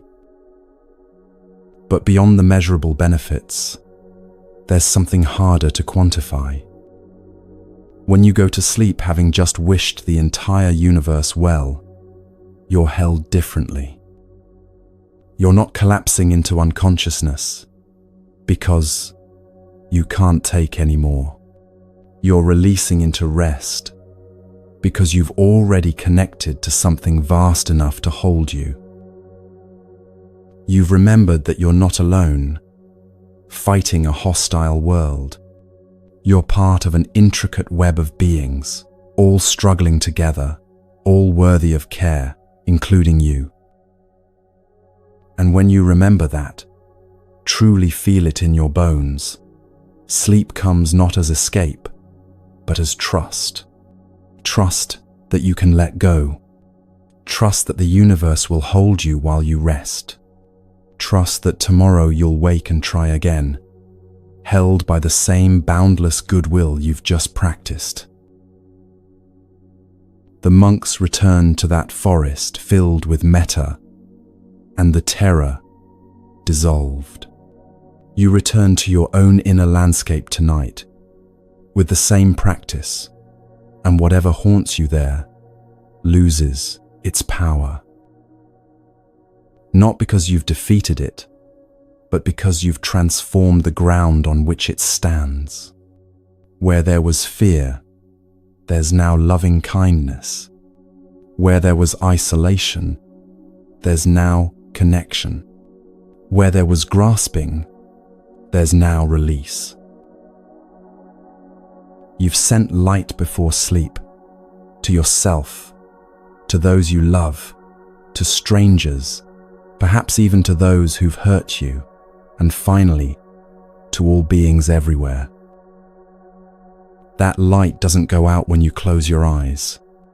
It carries you through the night, a quiet companion in the darkness, reminding you that you're held by something far greater than your individual worry. Sleep well in that knowing.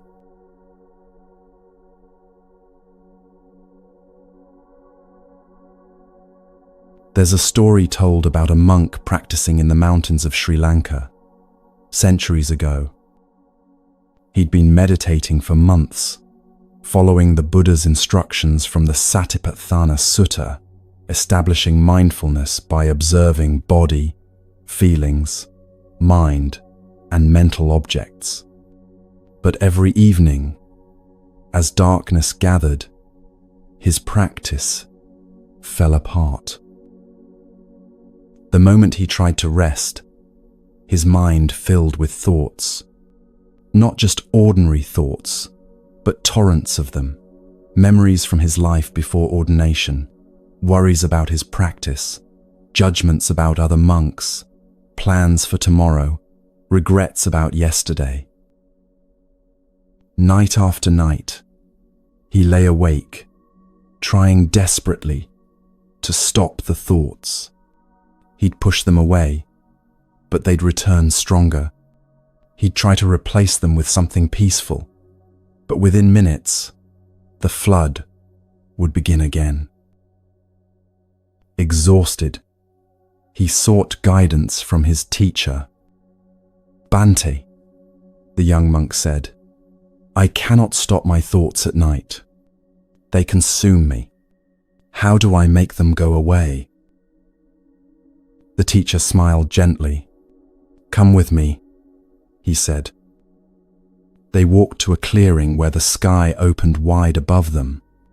It was late afternoon, and clouds were moving across the expanse, some white and fluffy, some dark and heavy, some thin wisps barely visible.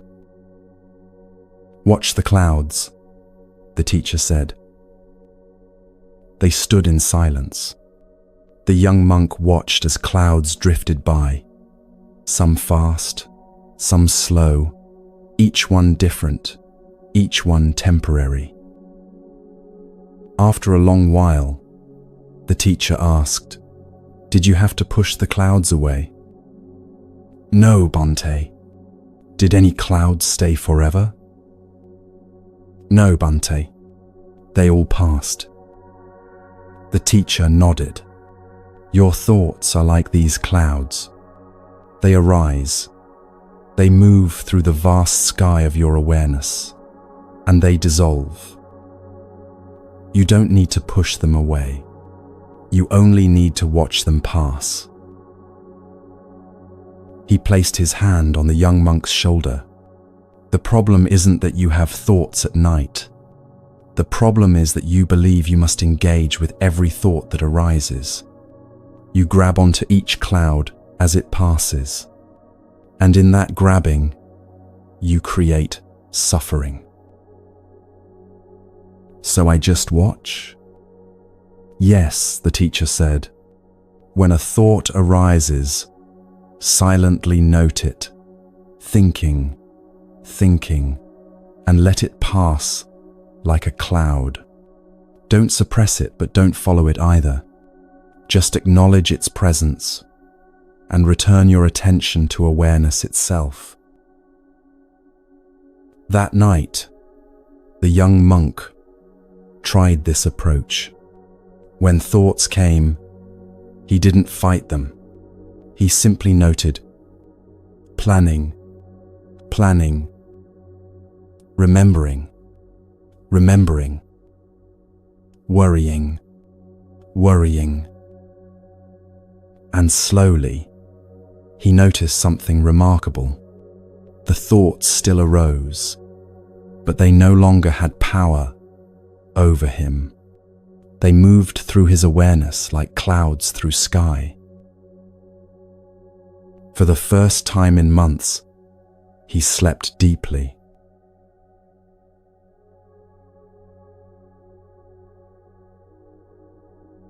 The practice comes directly from the Buddha's teaching in the Satipatthana Sutta, the discourse on the foundations of mindfulness.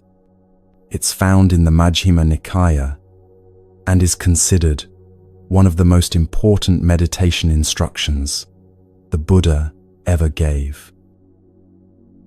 The Buddha teaches 4 foundations of mindfulness: body, feelings, mind, and mental objects. The 3rd foundation, mindfulness of mind, is about observing mental states as they arise and pass away. The Buddha instructs, when the mind has desire, one knows the mind has desire. When the mind is without desire, one knows the mind is without desire. When the mind is angry, one knows the mind is angry. This instruction contains profound wisdom. You observe what's present without adding to it, without trying to change it, without identifying with it. The noting practice, systematized by the Burmese meditation master Mahasi Sayadaw, applies this principle to thoughts and mental states. When a thought arises, you note it with a soft mental label, then return to your anchor of awareness. This practice is radically different from thought suppression. Suppression says, this thought shouldn't be here. I need to get rid of it. But suppression doesn't work. Research shows it makes thoughts more persistent. When you try not to think about something, your mind becomes hypervigilant for it. Noting practice acknowledges the thought without resistance and without engagement. It says, this thought is here. I see it. I'm not going to push it away, but I'm also not going to follow it. I'm simply going to note its presence and let it be. This changes everything. When you stop fighting your thoughts, they lose their urgency.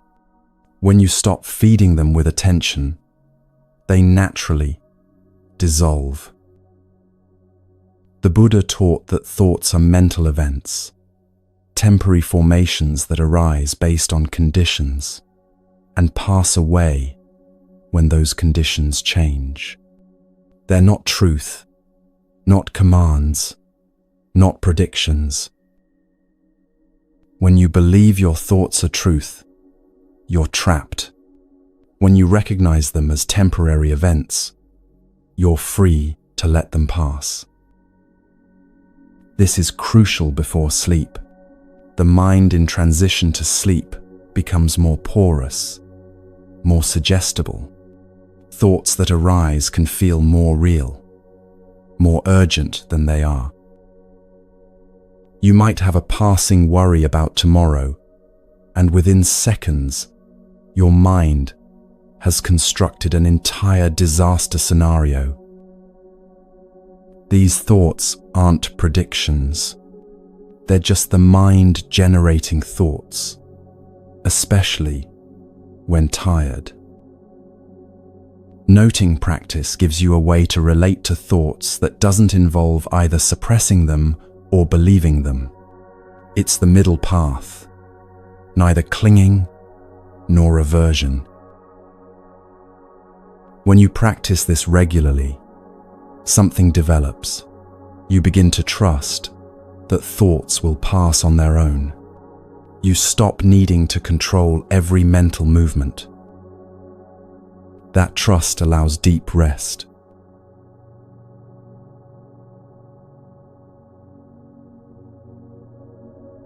Lie down in bed or sit comfortably. Close your eyes. Take 3 slow breaths. Bring your attention to your breath, not controlling it, just noticing it, the gentle rise and fall of your chest. This is your anchor. Whenever you've been carried away by a thought, you'll return here. As you rest with the breath, thoughts will arise. They might come immediately or after moments of calm. Either way, they'll come. That's just what minds do. When you notice a thought has appeared, silently note it. If it's a worry about tomorrow, whisper internally, worrying, worrying. If it's planning, note, planning, planning. If it's remembering, note, remembering, remembering. If it's judging yourself, note, judging, judging. Keep the labels simple. You're not analyzing the content.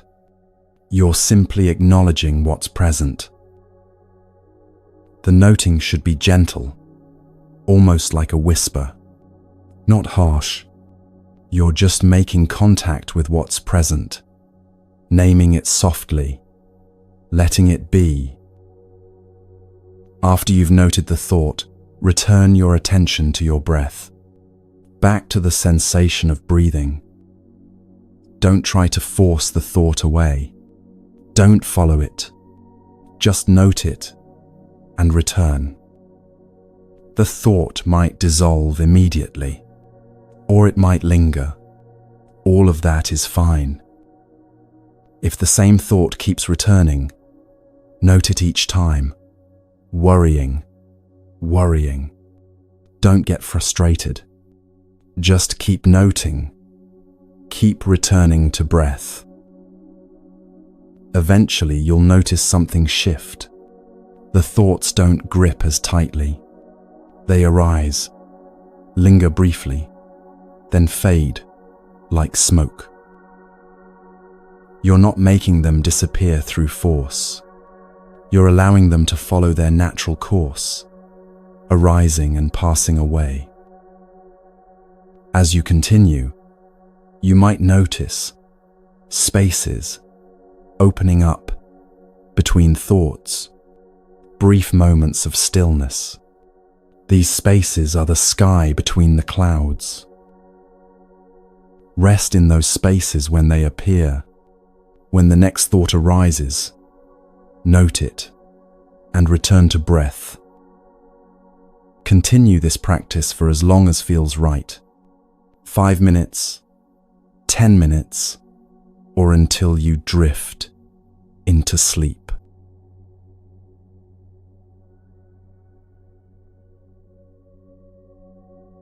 You're lying in bed, following your breath, and suddenly a thought arises.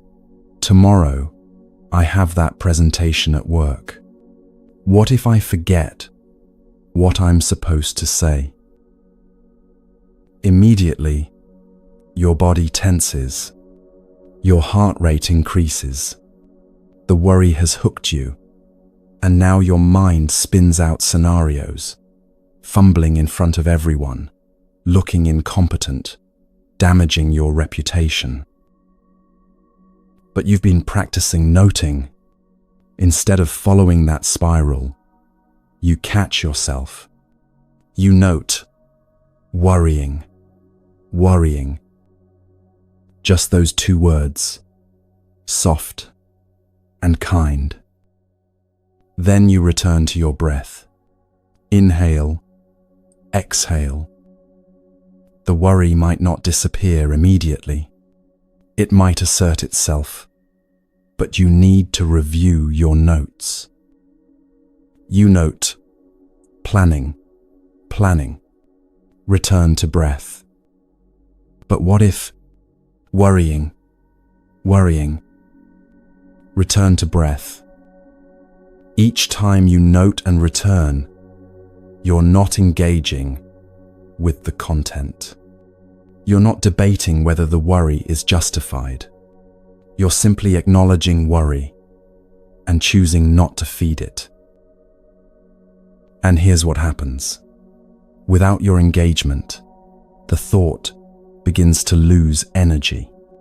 It's like a fire that needs fuel. When you stop adding wood, the fire dies down. After a few cycles, you might notice the presentation worry has faded into the background. Maybe it's still there, a faint whisper, but it's no longer dominating your awareness. This is the spaciousness that emerges. You're still aware the presentation exists. You're not in denial, but you're not imprisoned by worry either. There's space around it now. Space to breathe. Space to rest. The worry might return. That's okay. You'll note it again. Worrying, worrying, and return to breath. With each cycle, you're training your mind in a new pattern. Not the pattern of getting hooked by every thought, but the pattern of acknowledging thoughts and letting them be. What you're learning is that you don't have to solve every problem before you sleep. You don't have to have all the answers before you can rest. You can acknowledge the presentation exists. You can acknowledge you're nervous. And you can still choose to let that thought be there without letting it control your night. Tomorrow, when you're awake and alert, you can review your notes. You can practice. But right now, at night, when your thinking mind is tired, you don't have to engage. You can simply note, worrying, worrying, and return to the anchor of your breath. That distinction between acknowledging thoughts and being controlled by them transforms sleepless nights into restful ones. Not because the problems have disappeared, but because you've changed your relationship to thinking about them. The clouds pass. The sky remains. You are the sky, not the clouds. That's what you're learning tonight.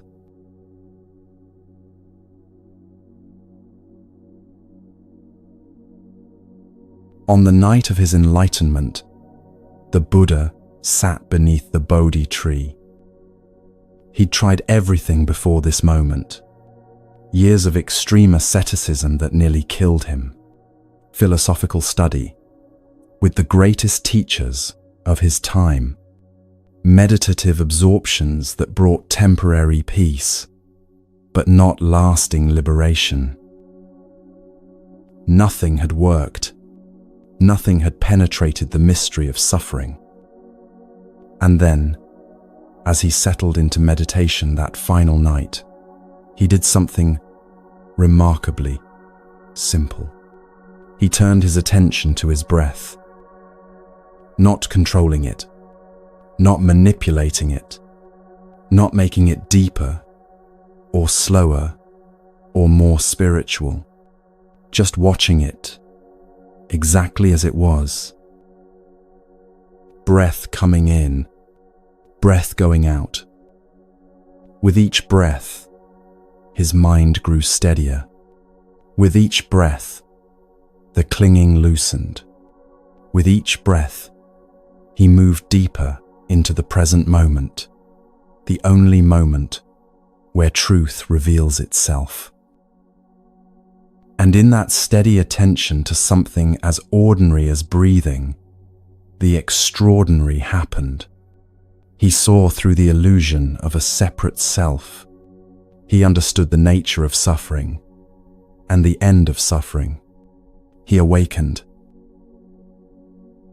Years later, after decades of teaching, the Buddha would say that of all the meditation practices he'd discovered, mindfulness of breathing, anapanasati in Pali, was supreme.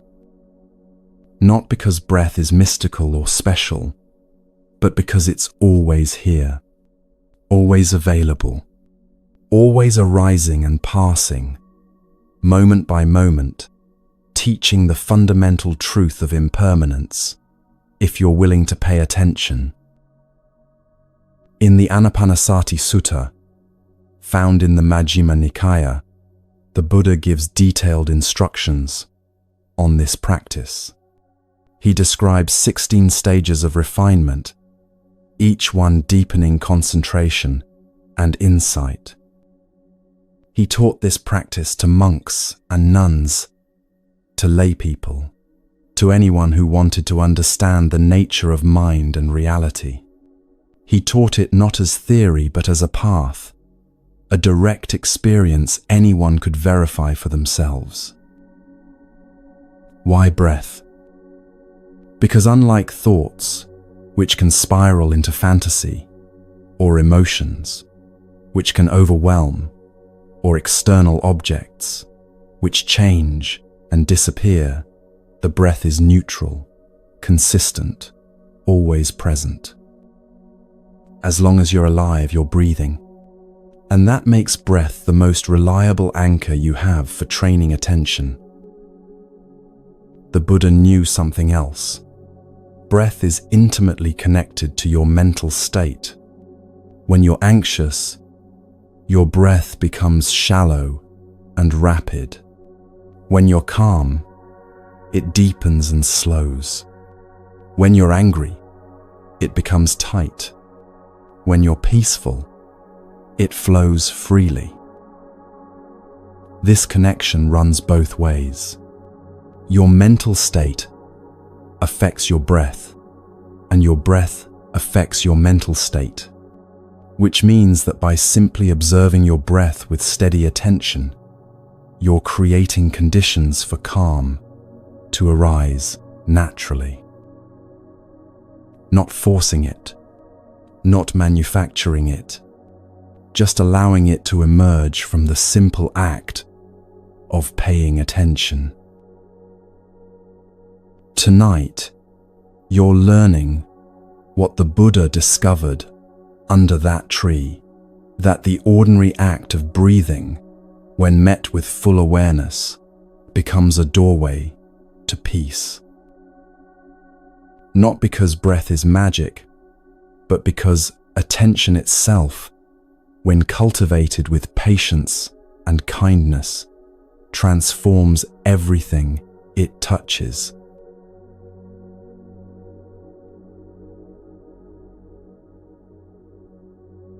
The Anapanasati Sutta describes 16 stages of mindfulness, of breathing, organized into 4 tetrads of 4 stages each. The first tetrad focuses on the body. experiencing the whole breath, calming the bodily formation. The second, on feelings, experiencing joy, experiencing happiness, experiencing mental formation. The third, on mind, experiencing the mind, gladdening the mind, concentrating the mind. The fourth, on mental objects, contemplating impermanence, fading away, cessation, relinquishment. These 16 stages represent a complete path from basic breath awareness to profound insight into the nature of reality. But for sleep practice, you don't need all 16 stages. You need the foundation, the first tetrad, stages 1 through 4, which focus on the body and breath. These stages are knowing when you're breathing in long or short, knowing when you're breathing out long or short, experiencing the whole body breathing, and calming the bodily formation. In simple terms, you're learning to be fully present with the physical sensation of breathing, noticing its natural rhythm, and allowing that attention to calm your entire system. Why does this work? Physiologically, focused attention on breath activates the parasympathetic nervous system, the rest and digest response that counteracts stress. When you bring your full awareness to breathing, your body receives a signal.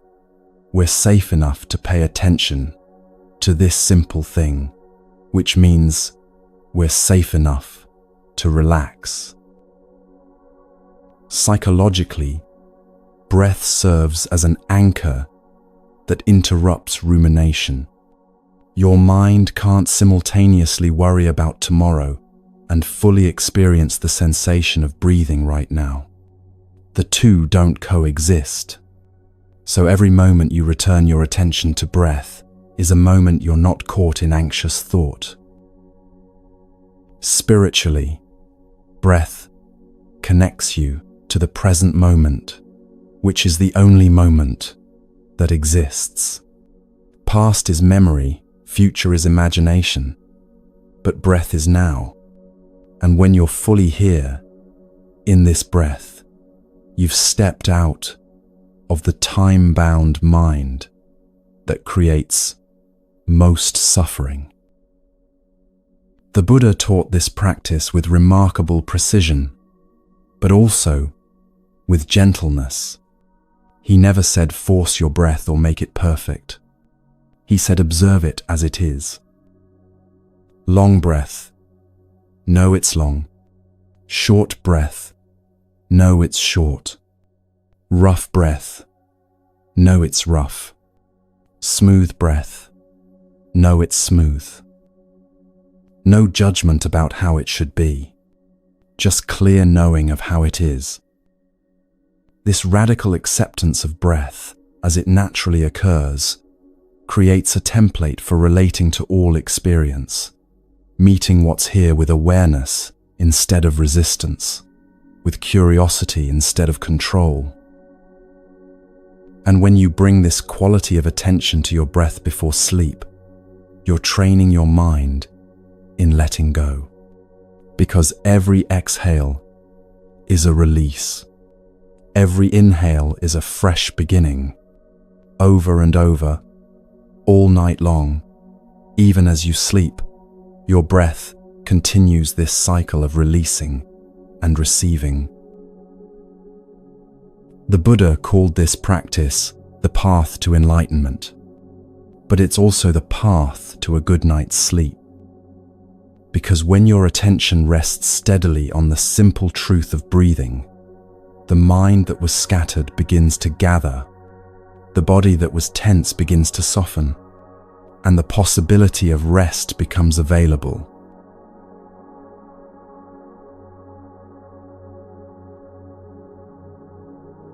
You can practice this sitting up or lying down. If you're sitting, sit comfortably on the edge of your bed, with your spine naturally upright, not rigid. If you're lying down, you can lie on your back with arms at your sides, or use the lion's posture, lying on your right side, right hand supporting your head, left arm resting along your body, legs slightly bent. The lion's posture is how the Buddha himself lay down to rest. It's named for the strength and alertness of a lion at rest, calm but not unconscious, relaxed but aware. Once you're settled, close your eyes or lower your gaze. Take a moment to arrive fully in your body. Now choose your anchor point, the place where you'll rest your attention to observe the breath. You have two primary options. The nostrils. Notice the sensation of air moving in and out at the tip of your nose or just inside your nostrils. There's a subtle coolness as you inhale, a slight warmth as you exhale. The sensation is delicate, which makes it good for developing concentration. Or the abdomen. Notice the rising and falling of your belly as you breathe. Place your hand there if it helps you feel the movement. This anchor point is more obvious, which makes it easier for beginners or when you're very tired. Choose one anchor point and stay with it throughout the practice. Don't switch back and forth. Consistency helps concentration develop. Now simply observe the breath at your chosen anchor point. You're not trying to breathe a certain way. You're not making it deeper or slower. You're just noticing it exactly as it is. If it's helpful, you can count breaths to help stabilize your attention. Count silently on each exhale. Inhale, exhale. 1, inhale, exhale. 2, up to 10, then begin again at 1. The counting isn't the point. It's just training wheels for attention. If you lose count, simply start over at 1. If you find yourself at 37, you've been on autopilot. Gently return to 1. Or you can skip counting entirely and just stay with the raw sensation of breathing. Breath coming in, breath going out, the whole cycle, beginning to end, moment to moment. Notice the texture of the breath. Is it smooth or rough? Notice the temperature. Cool air in, warm air out. Notice the rhythm. Long breaths, short breaths. The natural pause between them. Don't narrate these observations to yourself. Don't think, now I'm breathing in, now I'm breathing out. Just feel it directly, wordlessly. Your mind will wander. This is guaranteed. It's not a problem. It's not failure. It's just what minds do. Minds think. Attention drifts. The practice isn't about never wandering. It's about noticing you've wandered and gently returning. When you realize you've been thinking about tomorrow's schedule or replaying today's conversation, simply acknowledge it, thinking, and bring your attention back to the breath at your anchor point. No judgment, no frustration, no story about how bad you are at this. Just wandered, noticed, returned. That return, that gentle, patient return, over and over again, is the practice. Each return is a repetition in the gym of attention.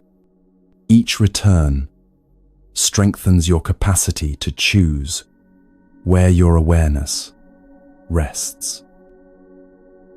Some breaths will be interesting, bringing pleasant sensations or a sense of calm. Some will be boring, feeling like nothing special at all. Stay with both equally. Interesting or boring, pleasant or neutral, each breath deserves your full attention simply because it's this moment's breath. Continue this practice for 5 to 10 minutes. You can set a gentle timer if you'd like, or simply practice until it feels complete.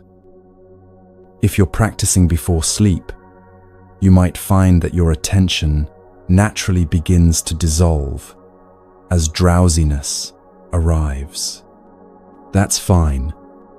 Let the practice blend into sleep. Stay with the breath as long as you can maintain awareness, and when sleep comes, welcome it. The breath continues, even as you dream.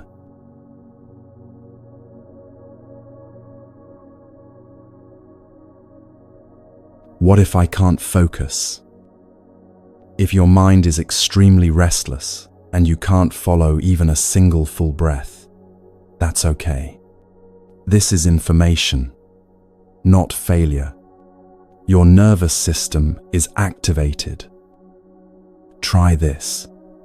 Make your object of attention even smaller. Instead of the whole breath cycle, just notice the very first moment of the in-breath. Just that. Then just the very first moment of the out-breath. Sometimes narrowing focus helps it sharpen.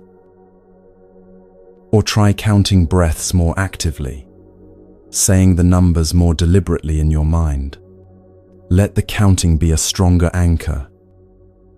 Remember, even if you can only stay with the breath for 3 seconds before wandering, those 3 seconds count. They accumulate.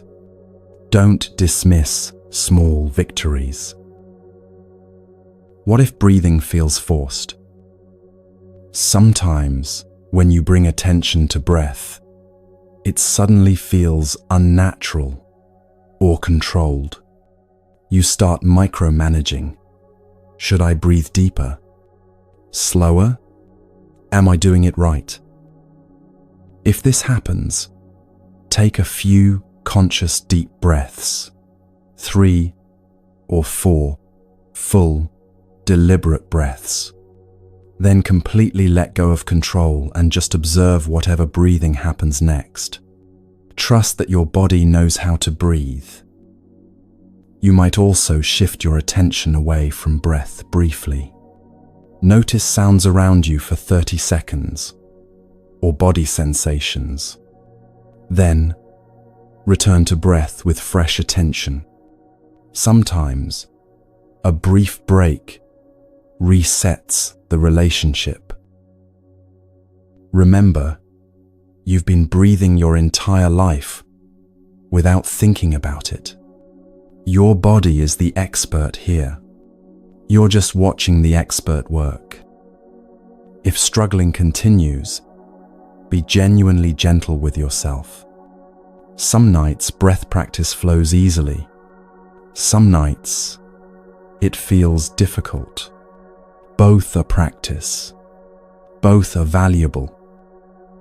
The Buddha spent years refining this technique, and still, he taught it with infinite patience.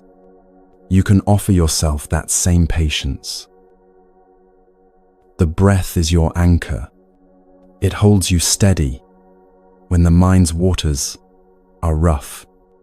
It reminds you that this moment, this breath, is enough. And tonight, letting that be enough is exactly what allows you to finally let go and rest.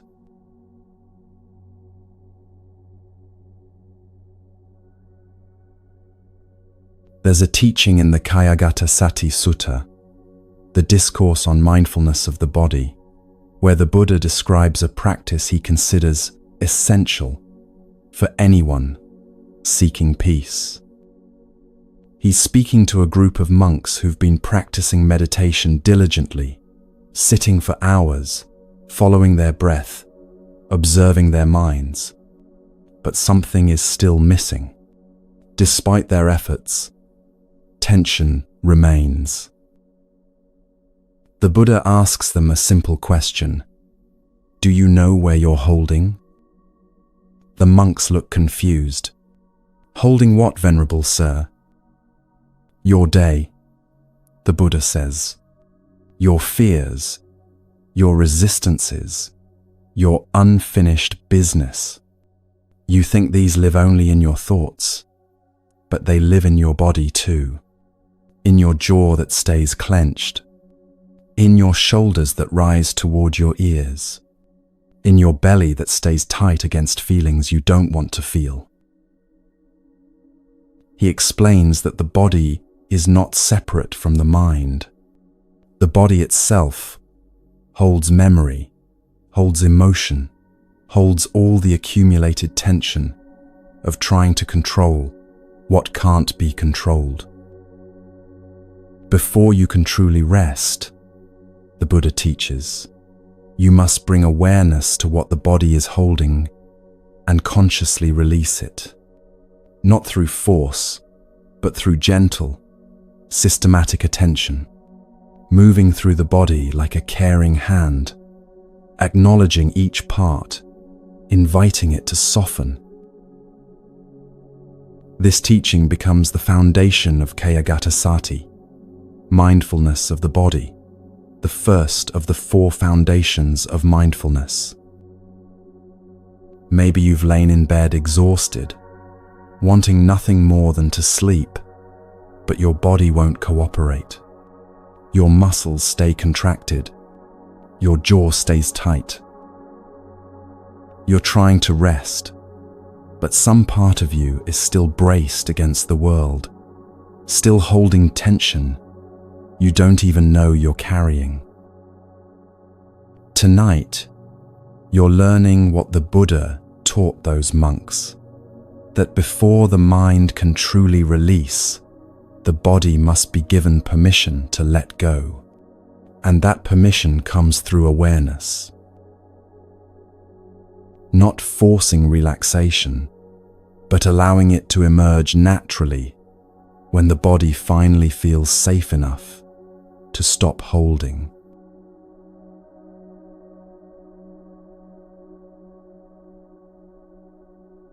The Buddha taught Kayagatasati as the first foundation of mindfulness because you cannot bypass the body on the path to liberation. The body is not an obstacle to awakening. It's the ground where awakening happens. It's where you actually live, where you actually feel, where suffering is experienced, and where it can be released. In the Kayagatasati Sutta, the Buddha describes contemplating the body in extreme detail, the 32 parts of the body. For sleep practice, we simplify this. We're using systematic attention to release accumulated tension. Why does the body hold tension? Because emotions aren't just mental events. They're physical events that create real changes in your muscular system, your nervous system. When you're stressed, your shoulders rise. When you're anxious, your belly tightens. When you're angry, your jaw clenches. When you're afraid, your breath becomes shallow.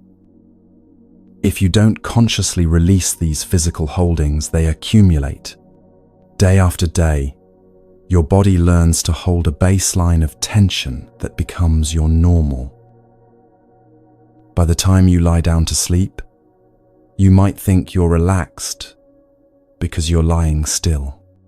But check your jaw. Is it clenched? Check your shoulders. Are they lifted? Most people carry far more tension than they realize, and that tension prevents deep rest. The body scan is different from forced relaxation. It's an invitation. You bring awareness to each area of your body and simply notice what's there. Tight or loose, painful or neutral. You're not trying to change it. You're just acknowledging it. And something remarkable happens when you truly acknowledge sensation without trying to fix it. The body often releases on its own, not because you forced it to, but because awareness itself is healing. The Buddha taught this practice with meticulous attention to detail, because rushing through doesn't work. The body needs time. It needs your patient presence moving through it slowly. When you give the body that attention before sleep, you're sending a message to your nervous system. It's safe now. The vigilance can stop. We can finally rest.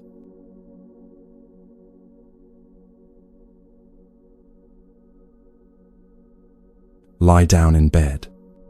You can lie on your back with your arms at your sides, palms up, legs slightly apart.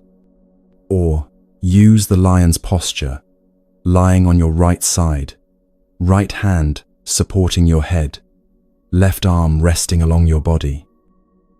Close your eyes. Take 3 slow breaths.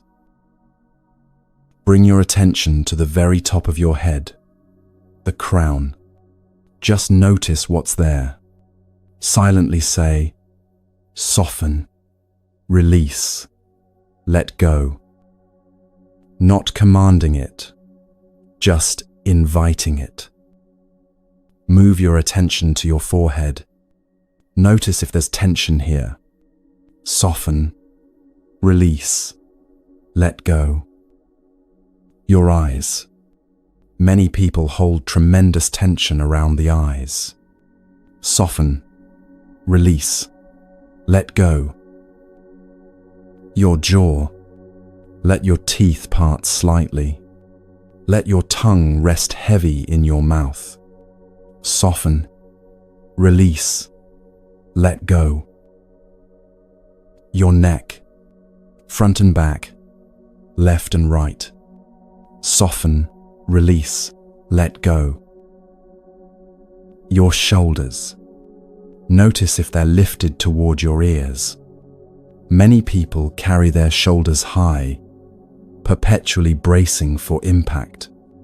Invite them to drop, to melt down. Soften, release, let go.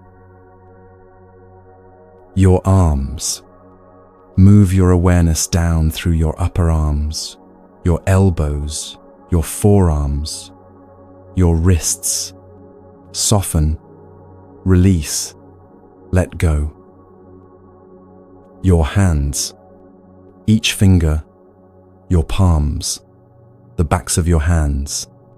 Let them be completely passive, held by gravity. Soften, release, let go. Your chest. This is where breath lives, where heart beats. Notice the rise and fall with each breath. Soften, release, let go. Your upper back, between your shoulder blades. Send awareness there. Soften, release, let go. Your belly. This is where many emotions live. Anxiety, fear, grief. Notice if you're holding your belly tight. Let it be completely soft, even if that feels vulnerable. Soften, release, let go. Your lower back. Send breath here if you can.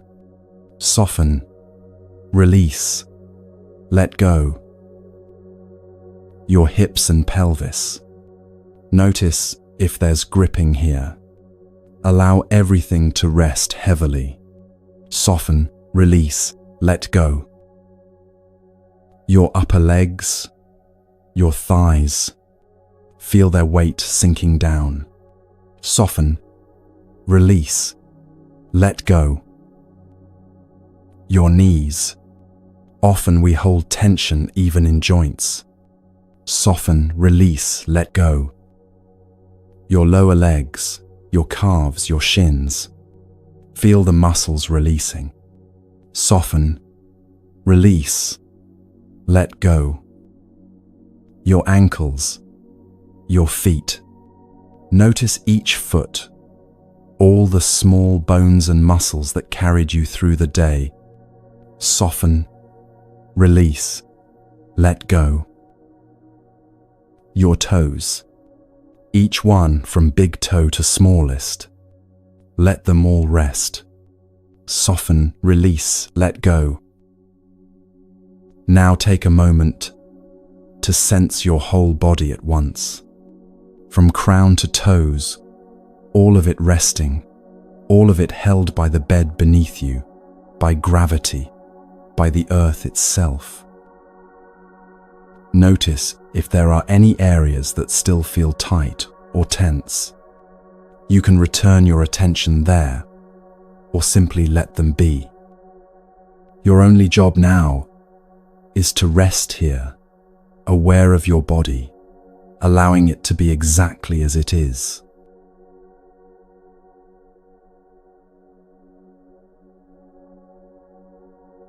Something happens during body scan that's different from other practices.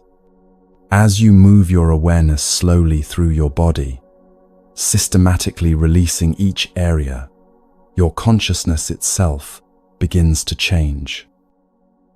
The alert, focused awareness you started with begins to soften, to blur at the edges. Thoughts become less distinct. The boundary between you and the bed starts to dissolve. This is not a problem. This is the practice working. You're approaching the threshold between waking and sleeping, that liminal space where consciousness hasn't quite turned off, but is no longer fully engaged with the waking world. Allow this. Don't fight to stay alert. This drowsy, melting quality is exactly what you want. Let your attention get softer and softer as you continue to scan through your body. If you lose track of where you are, it doesn't matter. If your awareness wanders or fragments, that's fine. You're dissolving into sleep, naturally, gradually, gently. Your body is releasing its holdings. Your mind is releasing its grip on wakefulness. Everything is softening together. This is the threshold the Buddha taught about.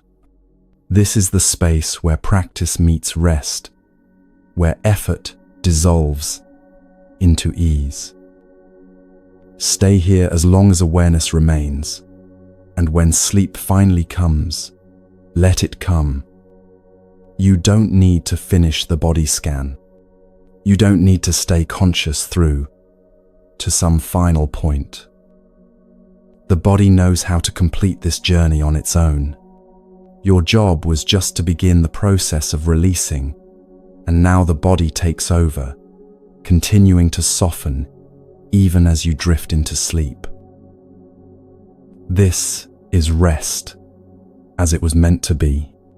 Not forced, not fought for, but allowed to emerge naturally when the body finally feels safe enough, acknowledged enough, seen enough to let go. The Buddha taught, the body is the first foundation. Everything else builds from here. When the body can rest, the mind can rest. When both rest together, peace becomes possible.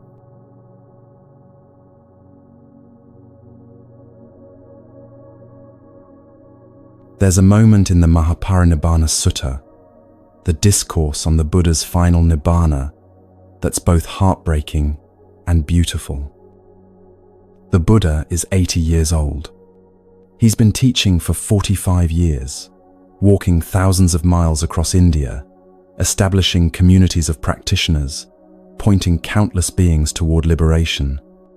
Now, his body is failing. He knows his time has come. He's walking with his attendant Ananda toward a grove of sala trees near Kusinara. When they arrive, the Buddha asks Ananda to prepare a bed between two sala trees. Ananda spreads cloth on the ground, and then the Buddha lies down. The text is very specific about how he lies. On his right side, one foot resting on the other, with his right hand supporting his head, his left arm resting along his body. This is the Sihasana, the lion's posture. It's called this because it's the way a lion rests, alert even in repose, dignified, grounded, neither tense nor collapsed. The Buddha lies down in this posture and continues to teach. He speaks with clarity, offering final instructions to his disciples. He reminds them that all conditioned things are impermanent. He encourages them to work out their liberation with diligence. And then, maintaining full awareness, he passes through the stages of meditative absorption and enters final nibbana. He does this lying down, maintaining clarity and presence until the very last moment. This image has stayed with Buddhist practitioners for 2,500 years. Not the Buddha sitting cross-legged on a meditation cushion, but the Buddha lying on his side, at rest, yet fully awake, modeling something essential, that meditation doesn't require a particular, rigid form. That awareness can be maintained in any posture, including the posture of rest. That lying down isn't giving up on practice. It can be practice itself. For you tonight, the lion's posture is about preparing for sleep in a way that honors both rest and awareness, that allows you to maintain presence as long as you can, and then to release into sleep with dignity.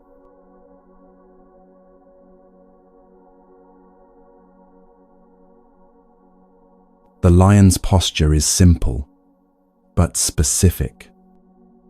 Lie on your right side. Bring your legs together, or allow them to be slightly bent, one knee resting on the other. Place your right hand under your right cheek as a natural pillow.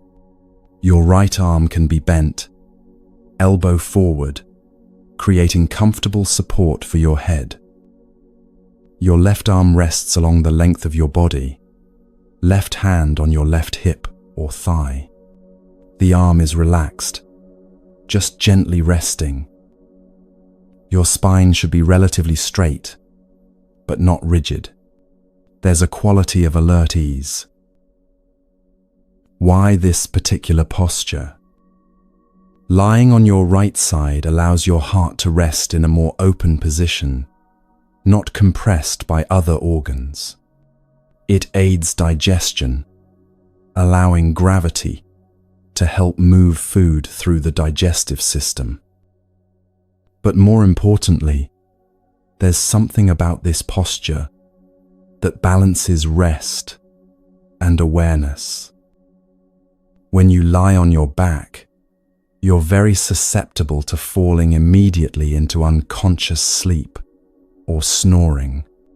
When you lie on your left side, the heart is compressed. When you lie on your stomach, breathing becomes restricted. But the right side holds a middle way. You're comfortable enough to relax, grounded enough to feel safe, but there's a subtle quality of wakefulness that remains just a bit longer. This is the posture for maintaining awareness as long as possible while still allowing sleep to come naturally. The Buddha chose this posture for his final moments, not by accident. He'd spent decades exploring every possible meditation posture, and in the end, for the ultimate transition, he chose the lion's posture, not because it keeps you awake through force, but because it allows you to remain present without struggle, to maintain clarity without grasping. When you practice lying down meditation before sleep, you're not trying to stay awake all night. You're establishing a quality of awareness that you maintain as long as you can, and then, when sleep naturally comes, you allow the transition to happen with grace. No forcing sleep, no forcing wakefulness, just being present with what is, for as long as presence lasts. This is what the Buddha modeled: awareness held gently until it naturally dissolves.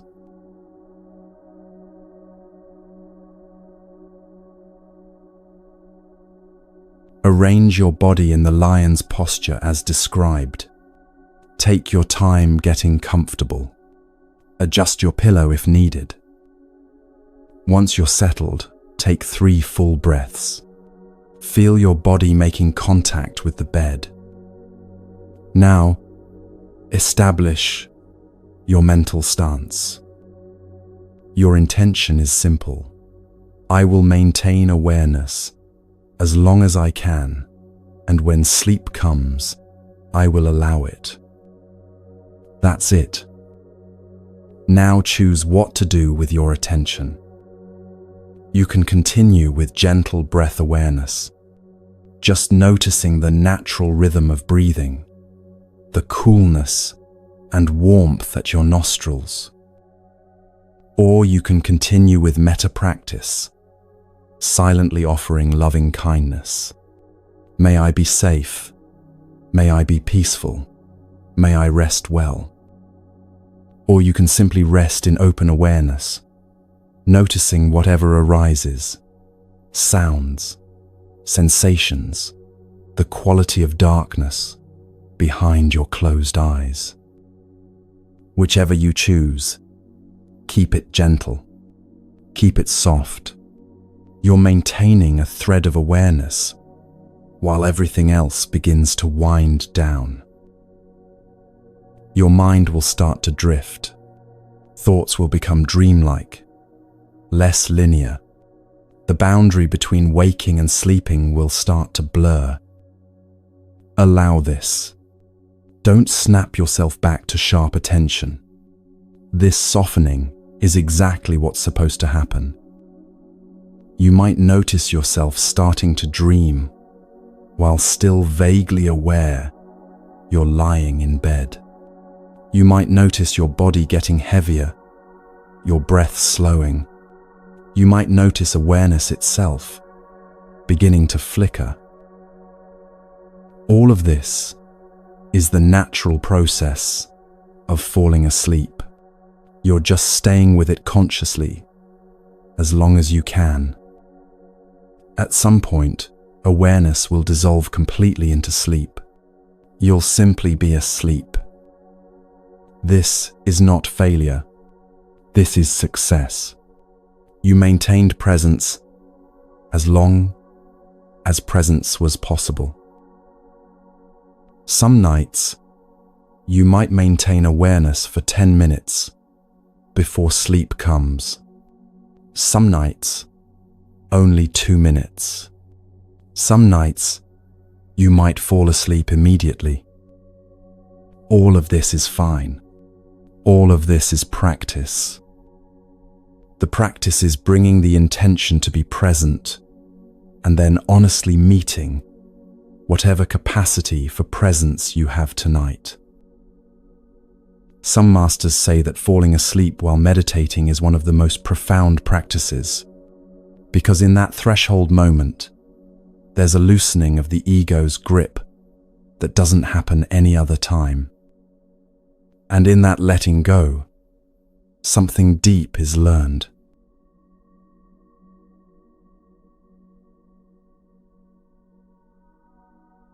The Buddha maintained awareness through his final transition.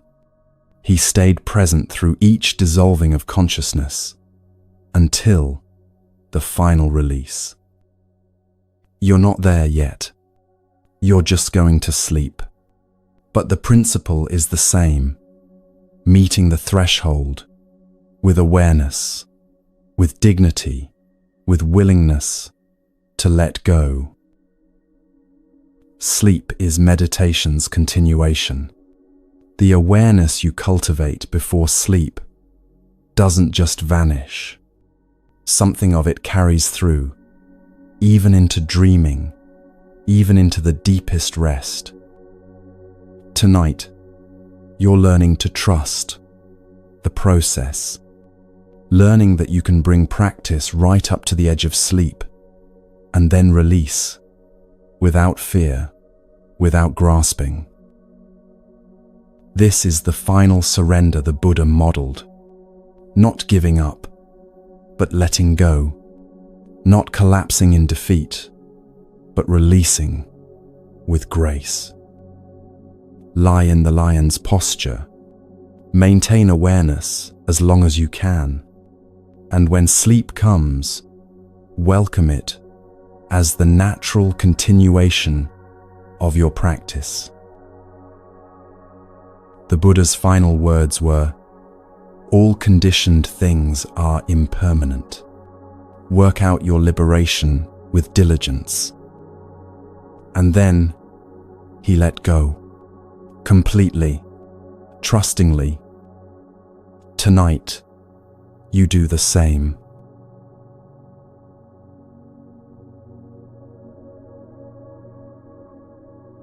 You've walked through 10 practices tonight. 10 doorways the Buddha opened and left unlocked for anyone seeking rest. Refuge, evening recollection, forgiveness, gratitude, relaxation, metta, noting, breath, awareness, body scan, and the lion's posture. Each one a complete path to peace. You don't need all 10 every night. Listen to what you need. If guilt weighs on you, emphasize forgiveness and gratitude. If anxiety dominates, focus on metta, noting, and breath. If disconnection is your struggle, return to the refuges daily. Start simple tonight.